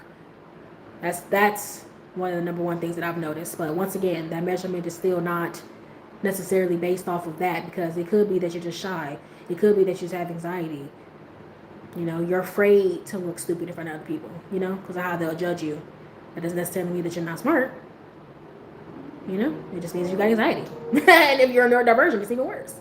You know what I'm saying? You can be a neurotypical with anxiety. But if you're somebody who has ADD or ADHD or you're dyslexic or something like that, you know, it's just hard. So that's why I said that being smart, it just can't be measured. It's not black and white like that, you know. But you know when you met somebody who's stupid. you really know when you met somebody who's stupid. Truly. One of the main ways I've noticed that somebody who's stupid is usually when you're having an intelligent conversation with them. Like, say for instance, it's usually always a bigot. When you're having a conversation with them about facts and things that are important, they resort to insults. So say if you say, oh, what you said was really racist. That was racist. Yeah. They'll be like, shut up. That's why you're a monkey. Oh, so I've noticed that you don't have anything of intelligence to add to this conversation, so you resulted to insults. I understand. Anybody can call me a monkey, baby.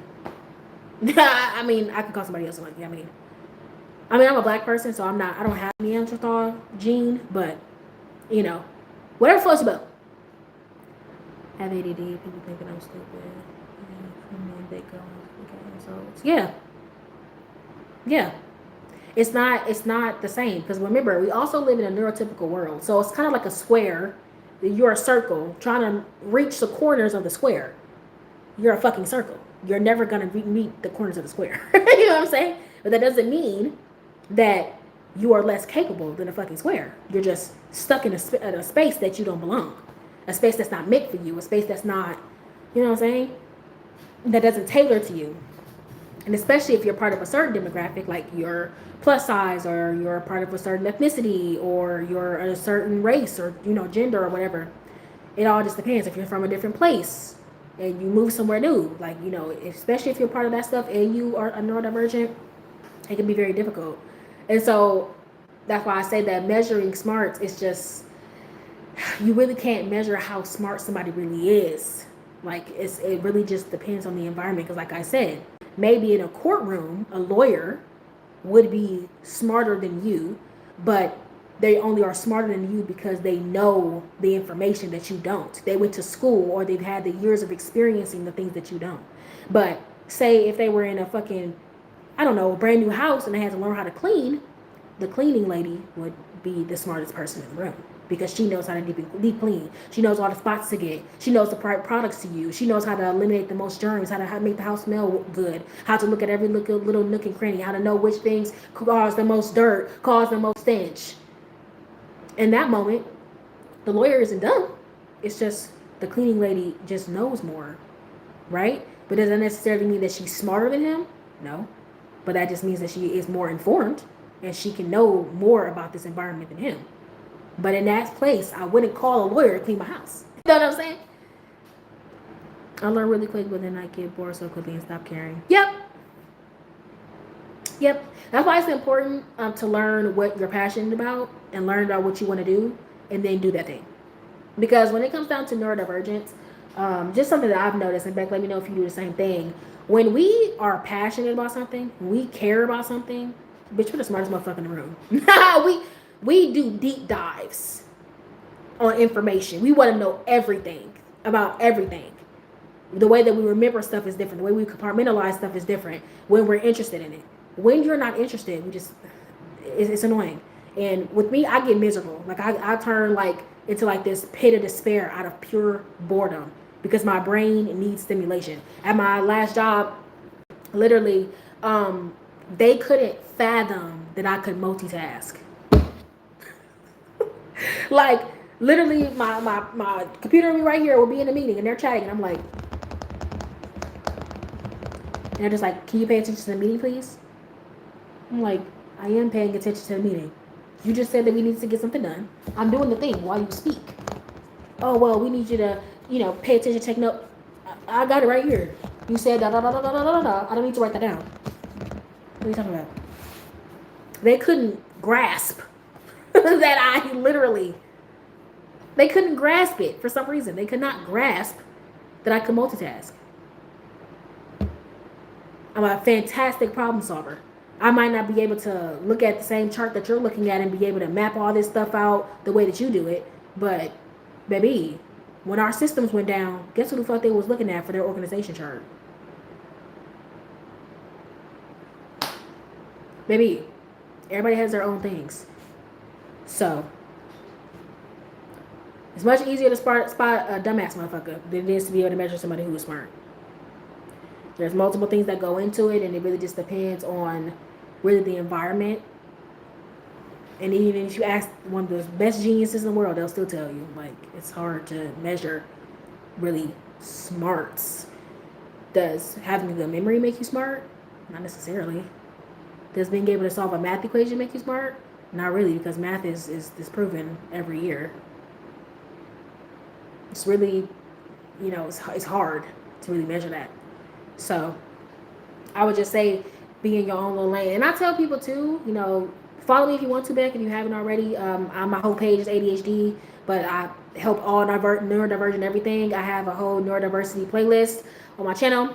My whole focal point is mental health and just day-to-day life and stuff like that. And one of the things that I tell my society members is that you have to stay on your roller coaster. If you want to make it in life, we live in a neurotypical world, meaning that the world is not tailored for us. It's not tailored for our brains. It's not tailored to help us get through things. We have to figure out our own little thing and figure out how to get there the same as neurotypicals do. So a neurotypical might be on the road. They're dealing with roadblocks. They're dealing with other people's on the street. They're dealing with, street lights. It's all metaphoric, by the way. Dealing with street lights, dealing with stop signs, dealing with buildings, right?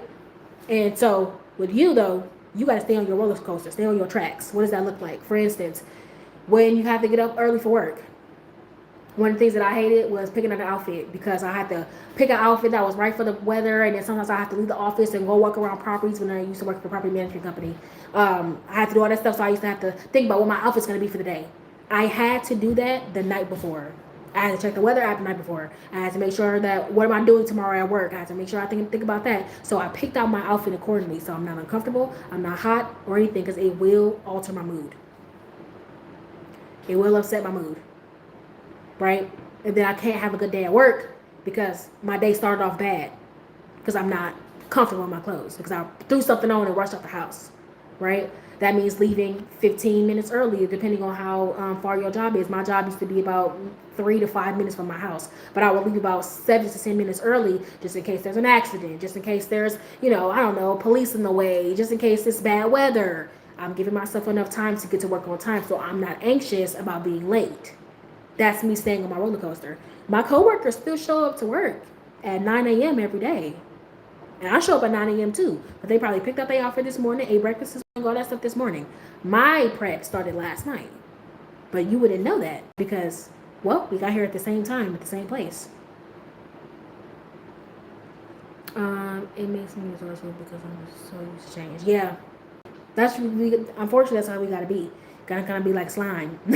Just mold and shape the best way that we can to try to fit in this neurotypical world that doesn't benefit us, So yeah, it's one of them things that you just have to do in your everyday life. You gotta just really stick to it and stay on your roller coaster, man. And if you do that, you'll be A-okay. That's why I'm trying to teach so many neurodivergents that, yeah, it is difficult. It is harder for us. It is, because this world is not tailored towards us. But it's not impossible. You just gotta know what you're doing. When you know what you're doing, you know better, you do better. Another thing that I do is bulk days. I fucking hate running errands. I really don't like leaving my house. Once I've decided I'm in the house, I'm in the house. I don't like to go anywhere or do anything. I don't want to interact with any people. So what I'll do is I'll plan one day out the week where I get everything done. So after work, if I'm already going to be out, if I got to do laundry, I'll pack my laundry up. If I got to drop off my recycling, I'll try to pack my recycling up. I'll go to work. And then after work, I'll go do my laundry, go do my recycling, go grocery shopping, run all my little errands, and then be home. Come home, cook me a little meal. If I didn't pick up nothing from the restaurant, I probably did pick up some food on the way home so I don't have to cook.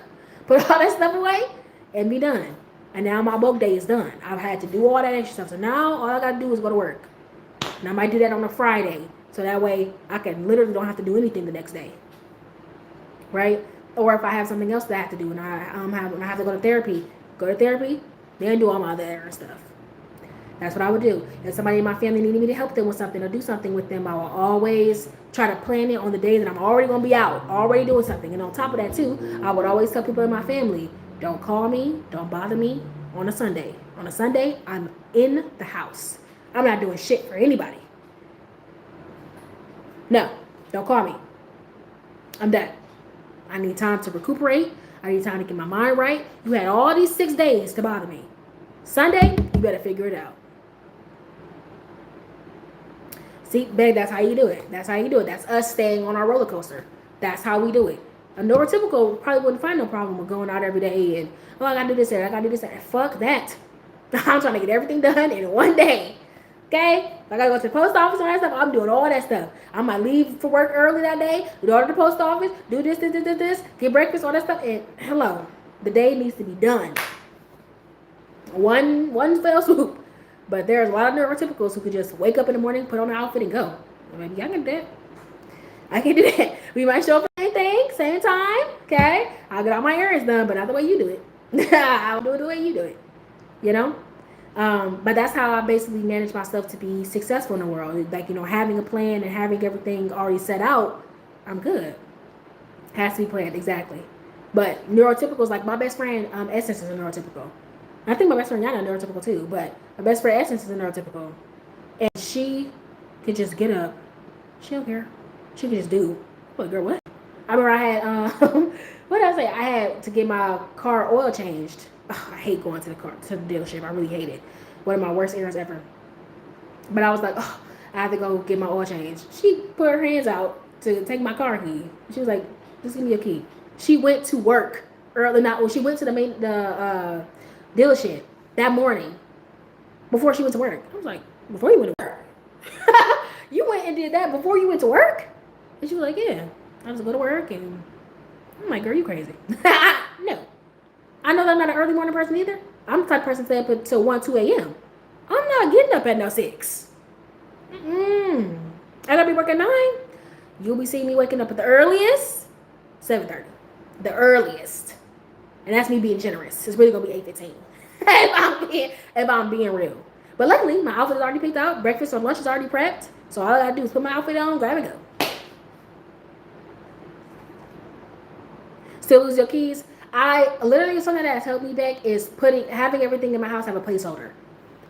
The best thing, something that I've noticed, at least with me and a couple of my other neurodivergents who have commented on my videos or on my lives, literally, I realized that we do better when we have less to think about. So the more that you scope your life around muscle memory, the happier you'll be. Or at least the happier I've been. So for instance, in my house, almost everything has a placeholder. Almost everything has a spot. So I know, without even thinking, I could probably grab something in my house with my eyes closed. I don't even have to think about where it is. I can literally, off of muscle memory, okay, this is here, this is there, because I put everything back where I previously found it.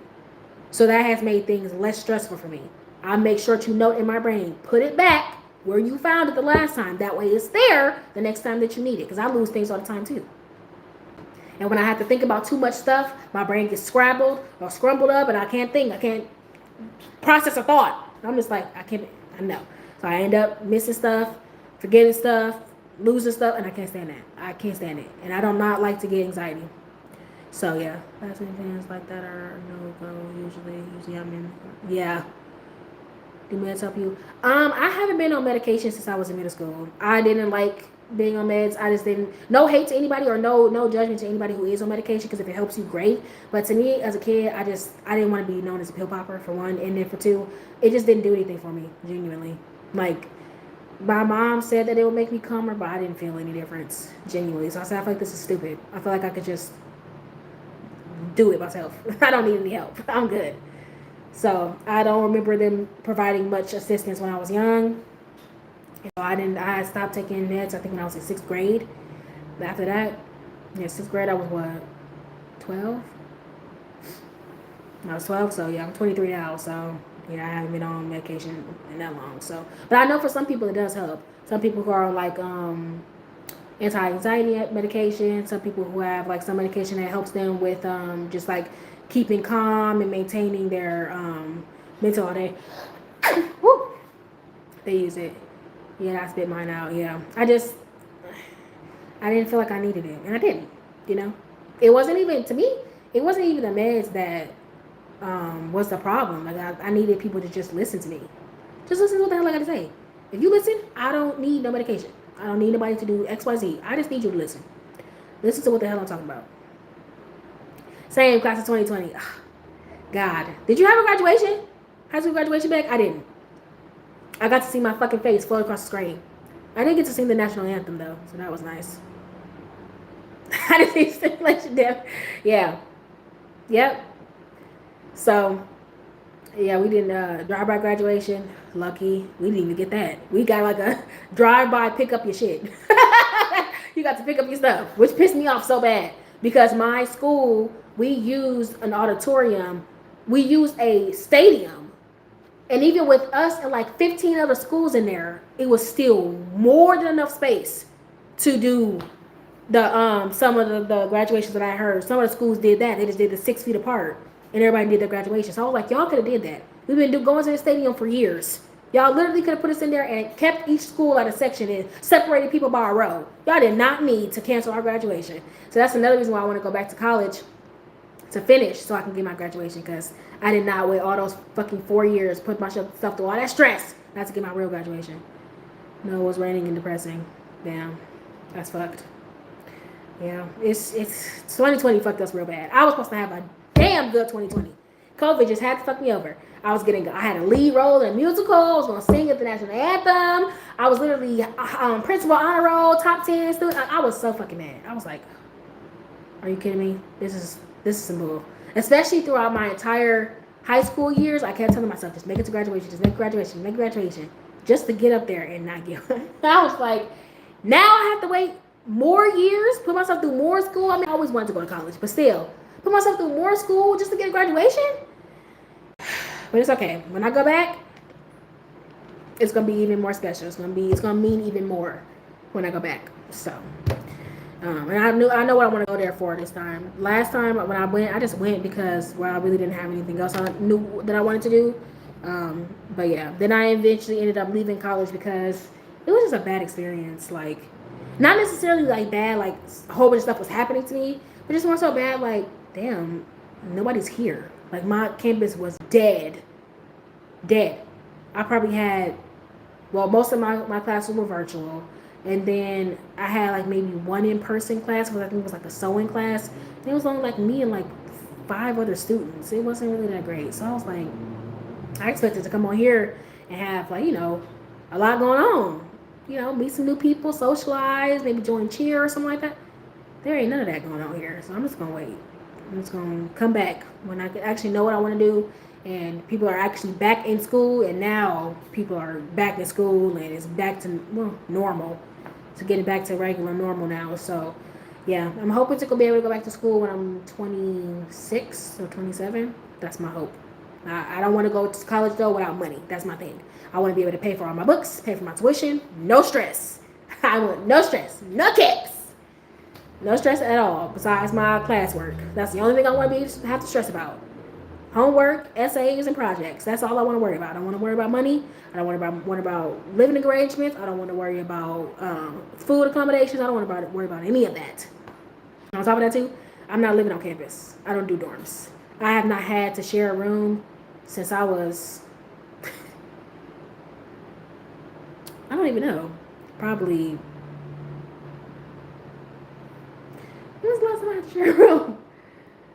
I don't think that I've had to share a room since I was in like second or third grade.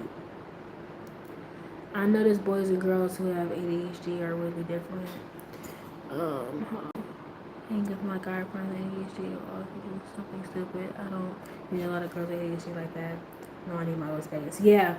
I guess you could say that. I mean, honestly though, girls just mature faster than boys too. So, I've met some girls with ADHD who are just like, don't give her sugar. But I've also met, mostly when I was growing up, I was the only girl in my class. So I was surrounded by a whole bunch of boys who had ADHD, ADD, dyslexia, and they weren't excelling as well. I don't know what that really could be. It could be society failing our boys too, because girls are raised while boys are loved. You know what I'm saying? So it's kind of like that's also there too, because we're able to be moms and shit, so we have more responsibility on our back. So we're just raised in a different way, I guess. But yeah, it just feels like society really just doesn't help our boys along very well, and so a lot of them don't do well. So it's what it is, and it also doesn't help that, especially if you're a part of my community, like all boys. Especially if you're part of my community, like mental health and stuff, it's just like taboo. You're considered a kook if you talk about mental health. So even the boys in my community, they really got it bad. So, but yeah, I was surrounded by all boys most of the time. There was only 1 year, I think. I think my 8th grade year, there was one girl who joined my class, and I don't even think she lasted long. I think she was only there for a couple of months. I don't even remember her, to be honest. Not really. So, yeah. But it told me to be tough, because those boys tried to mess with me, Yeah. And I guess mainly, too, was just like, I guess it wasn't studied a lot in girls. Like, boys were usually diagnosed with ADHD early because they were super hyperactive. They couldn't sit down, and so they'll be diagnosed with ADHD faster, while girls are more docile. Girls, we don't be doing what boys do. You know what I'm saying? Not most of us, anyway. Most of us be sitting in class, quiet, can sit in the classroom. And so we're less likely diagnosed than boys are because we don't show the clear signs right away. I wasn't like hyperactive and bouncing off the walls and shit when I was a kid. I was the pick up my book and read kid. You know, I want to learn kid. So I'm going to sit here quietly so I can understand. And so I can, you know, understand what I'm doing. But the boys in my class, they didn't give a fuck. Hey, not my problem. Last time I checked, they're not going to be asking for your name when I'm looking at my report card. So I'm going to let you have it.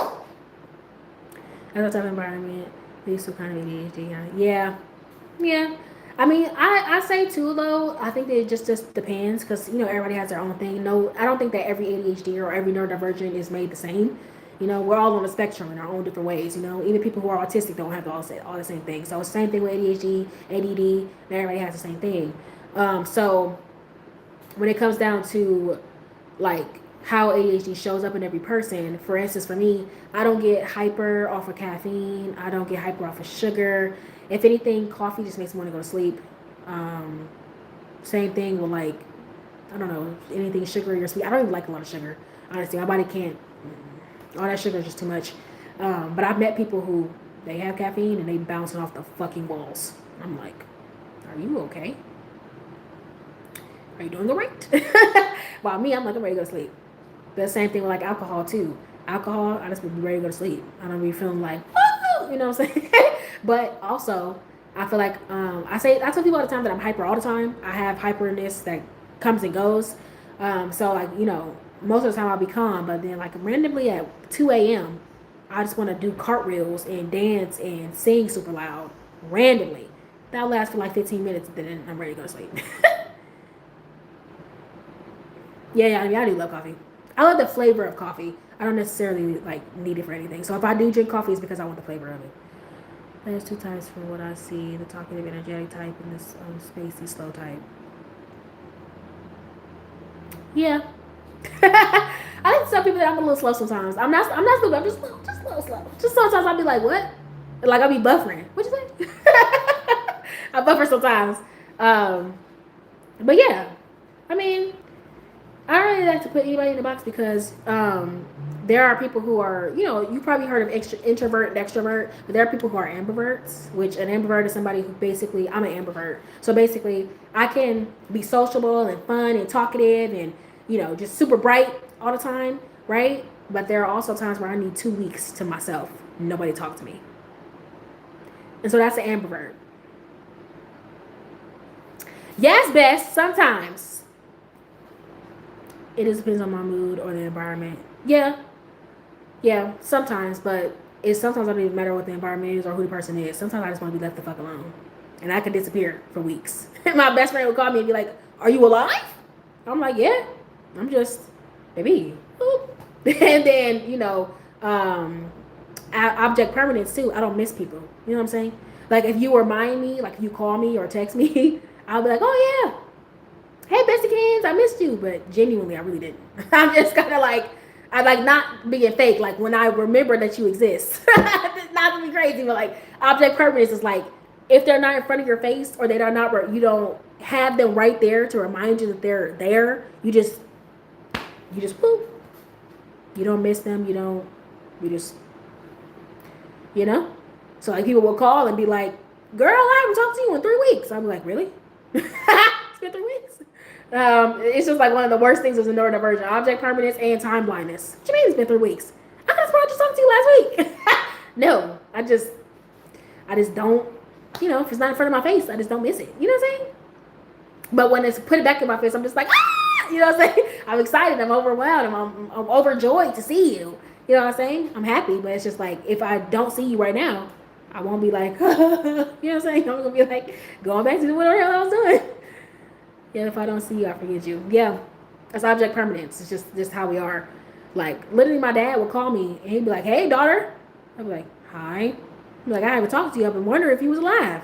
I haven't talked to you in 6 months. You sure?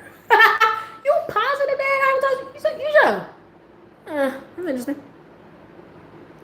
Yeah. And it's not even the fact that we forget about them. It's more so just like, it's like in our realm of our brains, it's as if you didn't even exist at all. like, we know that you exist. We know that you're alive. But it's just throughout our day to day, our brain just doesn't be like, hey, miss your friend today. You know what I'm saying? Hey, remember that food that you ate? Like, we just don't, we just go through day to day. And time blindness is so bad for me. I don't even feel like it's been 3 months. I'm like, what do you mean? I just saw you last week. It's just outside of our, like, it's just gone. It's just gone. Until you come back, I don't know what to tell you. Until you swing back. That's why my besties, I love that they're neurotypicals, because me use a neurodivergent. Baby, better luck. Hello? Sweetheart, I'm not going, you know? So they always the ones who are calling me. And I'm so bad with texting, because once the text pops up and I swipe away, like if I clear my notifications on accident, if I don't text you right away, I'm going to forget. And it's not because I wanted to. It's not because I didn't want to text you back. It's just, once it's not in my face, it's raps. That's the reason why I always be telling, you know, people in the society, like, put it in your face. Like, one of the things that I do to remember something, like, say if I got to do something that's usually outside of my regular routine, I'll literally put it, like the object, or put something in a random place to make me be like, oh, that's weird, to trigger a memory, trigger a response out of me. So, for instance, if I got to, I don't know, do my laundry, take my laundry with me in the morning, I'll put my laundry by the door. Because I'm like, oh, okay, great, yeah. If I got to put the meat out because I want to come home and cook it later, I'll put, like, I don't know, like my paper towel in front of my dishwasher. Put my, I don't know, my tiger house shoe in front of my fridge. And I'm like, what the fuck is a tiger house shoe doing here? Why did I put a tiger house shoe right here? All right, leave the meat out. I can't talk to people every day, though. Yeah, me neither. Social battery runs out. That's made a lot of people mad. I don't know what to tell you. Baby. Luckily, my friends just know me, so they don't really care. They know my ass gonna forget. They know me. Especially my best friend Essence. Like, she knows. She's a neurotypical down. Like, she knows. She be like, you want to come upstairs to make sure that you up? I'm like, no, Bess, I should be good. I should be good. I should be good. She be like, I'm gonna come upstairs. Like, that's right. You're probably right. And that's another thing I push on my channel too. Like, surround yourself with people who care about you. Surround yourself with people who know you. Surround yourself with the proper support system, because they really help you out. My best friend, literally, she helps me out because she knows me. Baby, I will forget. I will go back to sleep. I will hit that snooze. I will. She's like my little other half of my memory, because like I literally be having to tell her, Bestie, note this, because you know I'm gonna forget. Like I'll be like, you went to this place? I've never been there. My bestie be like, Bess, we went there like 8 months ago. I'm like, really? Girl, I remember that. And then she'll have to like break it down for me and be like, remember we did da da da da da, and then you said da da da. And I'm like, oh yeah, that was inside that blue skirt. Baby. Michaela has been going back like 6 times. Yeah, Michaela really has. Michaela, I don't know what's happening with Miss Girl, but maybe she just popping out into everybody's stuff. If I need to remember something, I'll point at it and make a weird noise. That's funny. I like that. It's in those moments when I know I'm off it. No, that works. That works. I be having to do that to myself all the time too. I be literally having like, I try to teach myself not to throw things just places, because I don't even know where the hell I put them. I oftentimes lose my phone on my couch. I always lose my phone and my remote all the time. I be like, where the fuck did I put this damn? Where did it go? And it's just because I threw it somewhere. So now I'm like scrambling. So I'll be having to tell myself, stay here. Remember, you put your phone right here. Or I'll be like, Coy, don't just throw it. Put it here. Or like I said, placeholders. I put something back where I found it. So if I knew, okay, you were easily accessible, you were right in my face, I didn't have to worry about you getting lost, I'm going to put you back in the same spot that I had it before. So I'm not paying attention to what I'm doing half the time. Literally. I knew I had it bad when I literally,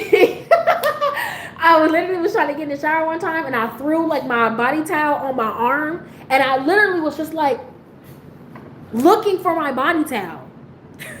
It's on my arm, but I'm literally like, where the fuck did I put this body towel? Or there's been times where I'm an avid glasses wearer, right? And I always have my glasses on because I can't see.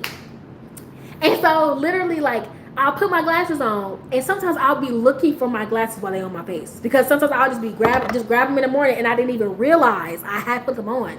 So I'm just looking like, what the fuck? And then I literally have to be like, oh, okay, girl, I knew I was seeing it a little too good. I was seeing it a little too good up here. It's a little too clear up in here. I knew something wasn't right. But that's literally how it is. I just put it back in the same spot every time. Yeah, Jigga, I try to. Sometimes Jigga, I try to. Sometimes I'll be lazy. So if I do throw something somewhere out of its place, I always remind myself, Koi, remember you threw that over there. Remember you put that over there. Baby. And sometimes my brain, I be trying to get my body to move at the same time, same pace that my brain do. And I can't be doing that. I can't be doing that. Trying to make my brain move at the same pace of my body. Baby, I have ended up putting the cereal in the fridge and the milk on top of the refrigerator. I'll be like, and you ever do something so fast that you do it so fast and then you stop, you just like, something's not right here. Something's not correct. And then you gotta sit back and look at your decision like, something's not, what just happened here? I just did something and it wasn't right. And you're just like, oh shit, the milk. Baby, put my phone in the fridge. Put the dog in the dishwasher. Like, trying to move too damn fast. Can't finish a damn thought. And I'm just like, I was like, did I do that? But that's just how it is. Like, and then sometimes when we space out, I can't tell you how many times I have been just driving on the road. And I'll be like, was those lights green? I don't even know if they was green. I'm on FaceTime with my friends and I'll be frantically searching for my phone. Bro, I'll be on the phone. My best friend had to tell me. I was just like, what the fuck? Where is it? She was like, Bess, what did you look for? I'm like, my phone. She was like, Bess, we're on the phone. You gotta have your phone in your hand. I'm like, child, I don't know what's going on here. I was thinking my pant pocket are warm from the stuff and making sure Hey, literally when I would leave for work, I would literally walk out the door and I'd be like, I have to go through my list. Okay, phone, charger, lunch, ice water, sanity. I'll pick that up later. I'll get my sanity at another time. I done lost it today. But at least I got my phone. At least I got my water. At least I got my lunch. At least I got all that stuff. Phone, keys, everything. That's why I be trying to give everything a placeholder, because I will misplace it. Nothing in my house is ever lost. It's just misplaced. And I have put my stuff in the most weirdest places ever. And then everything in my house, I always buy black everything. Almost everything in my house is down there black. Phone, well, my phone is rose gold, but phone case black, tablet case black, pillows black, towels black, dish rack black, everything black. So sometimes I have like this, like kind of like a couch setup stand thing that's all black. I'll put my phone on it. And I'll be looking like, where the fuck is my phone? But it's blended into the damn things. I'm not even paying attention.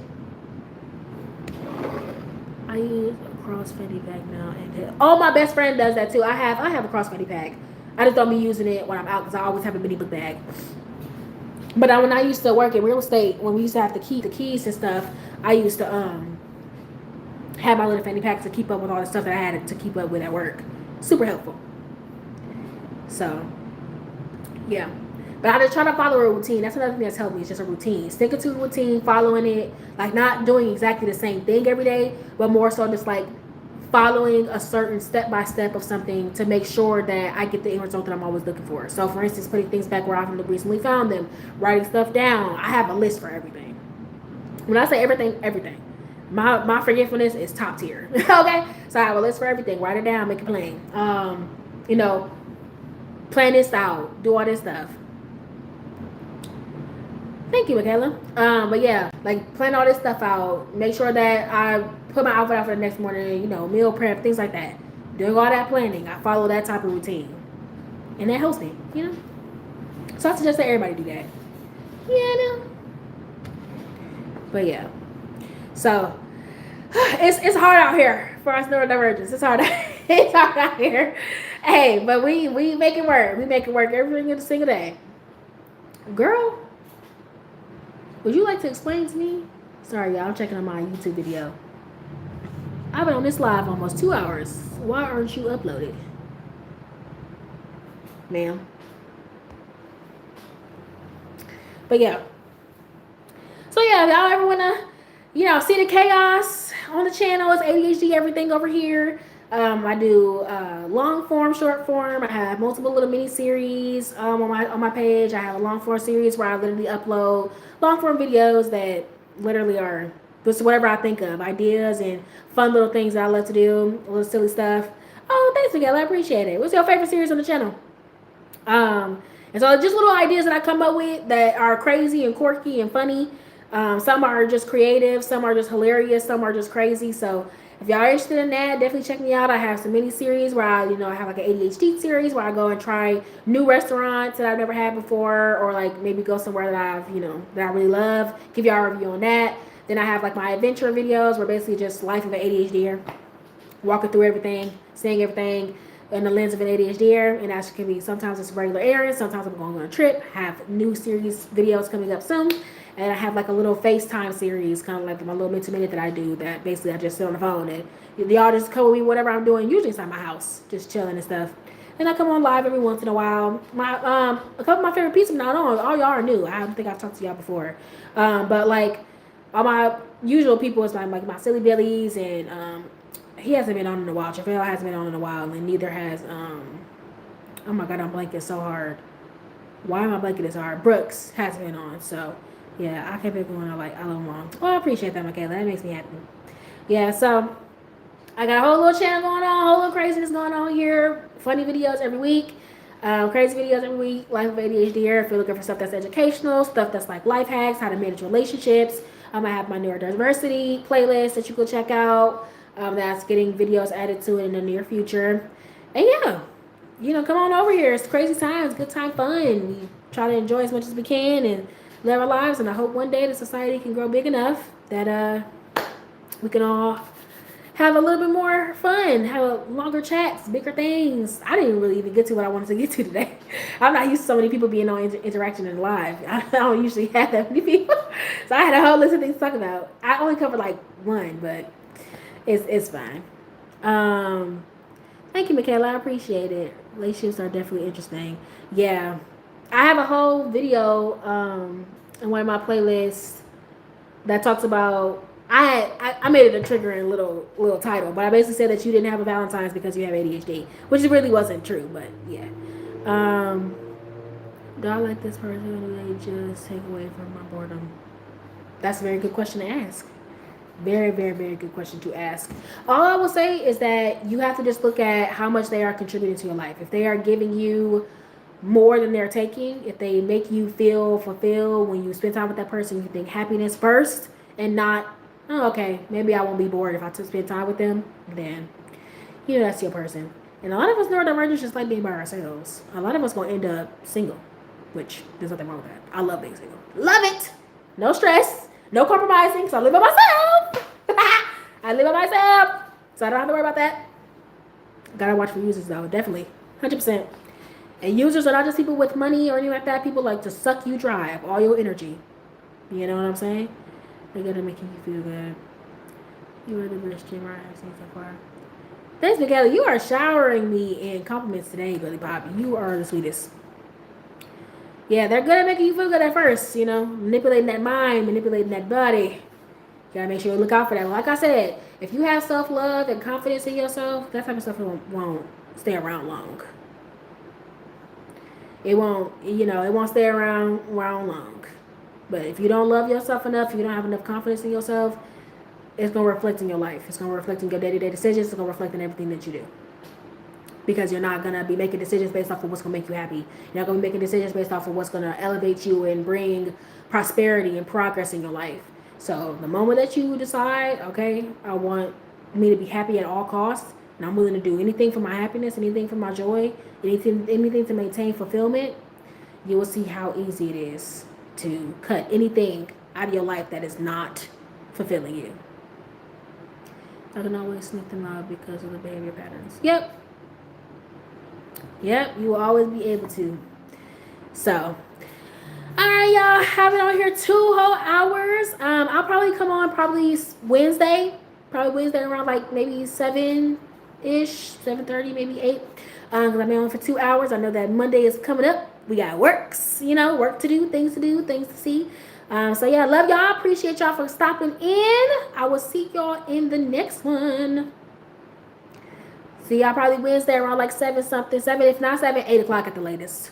Wednesday. Alright, my peeps. Love you, bye. All right.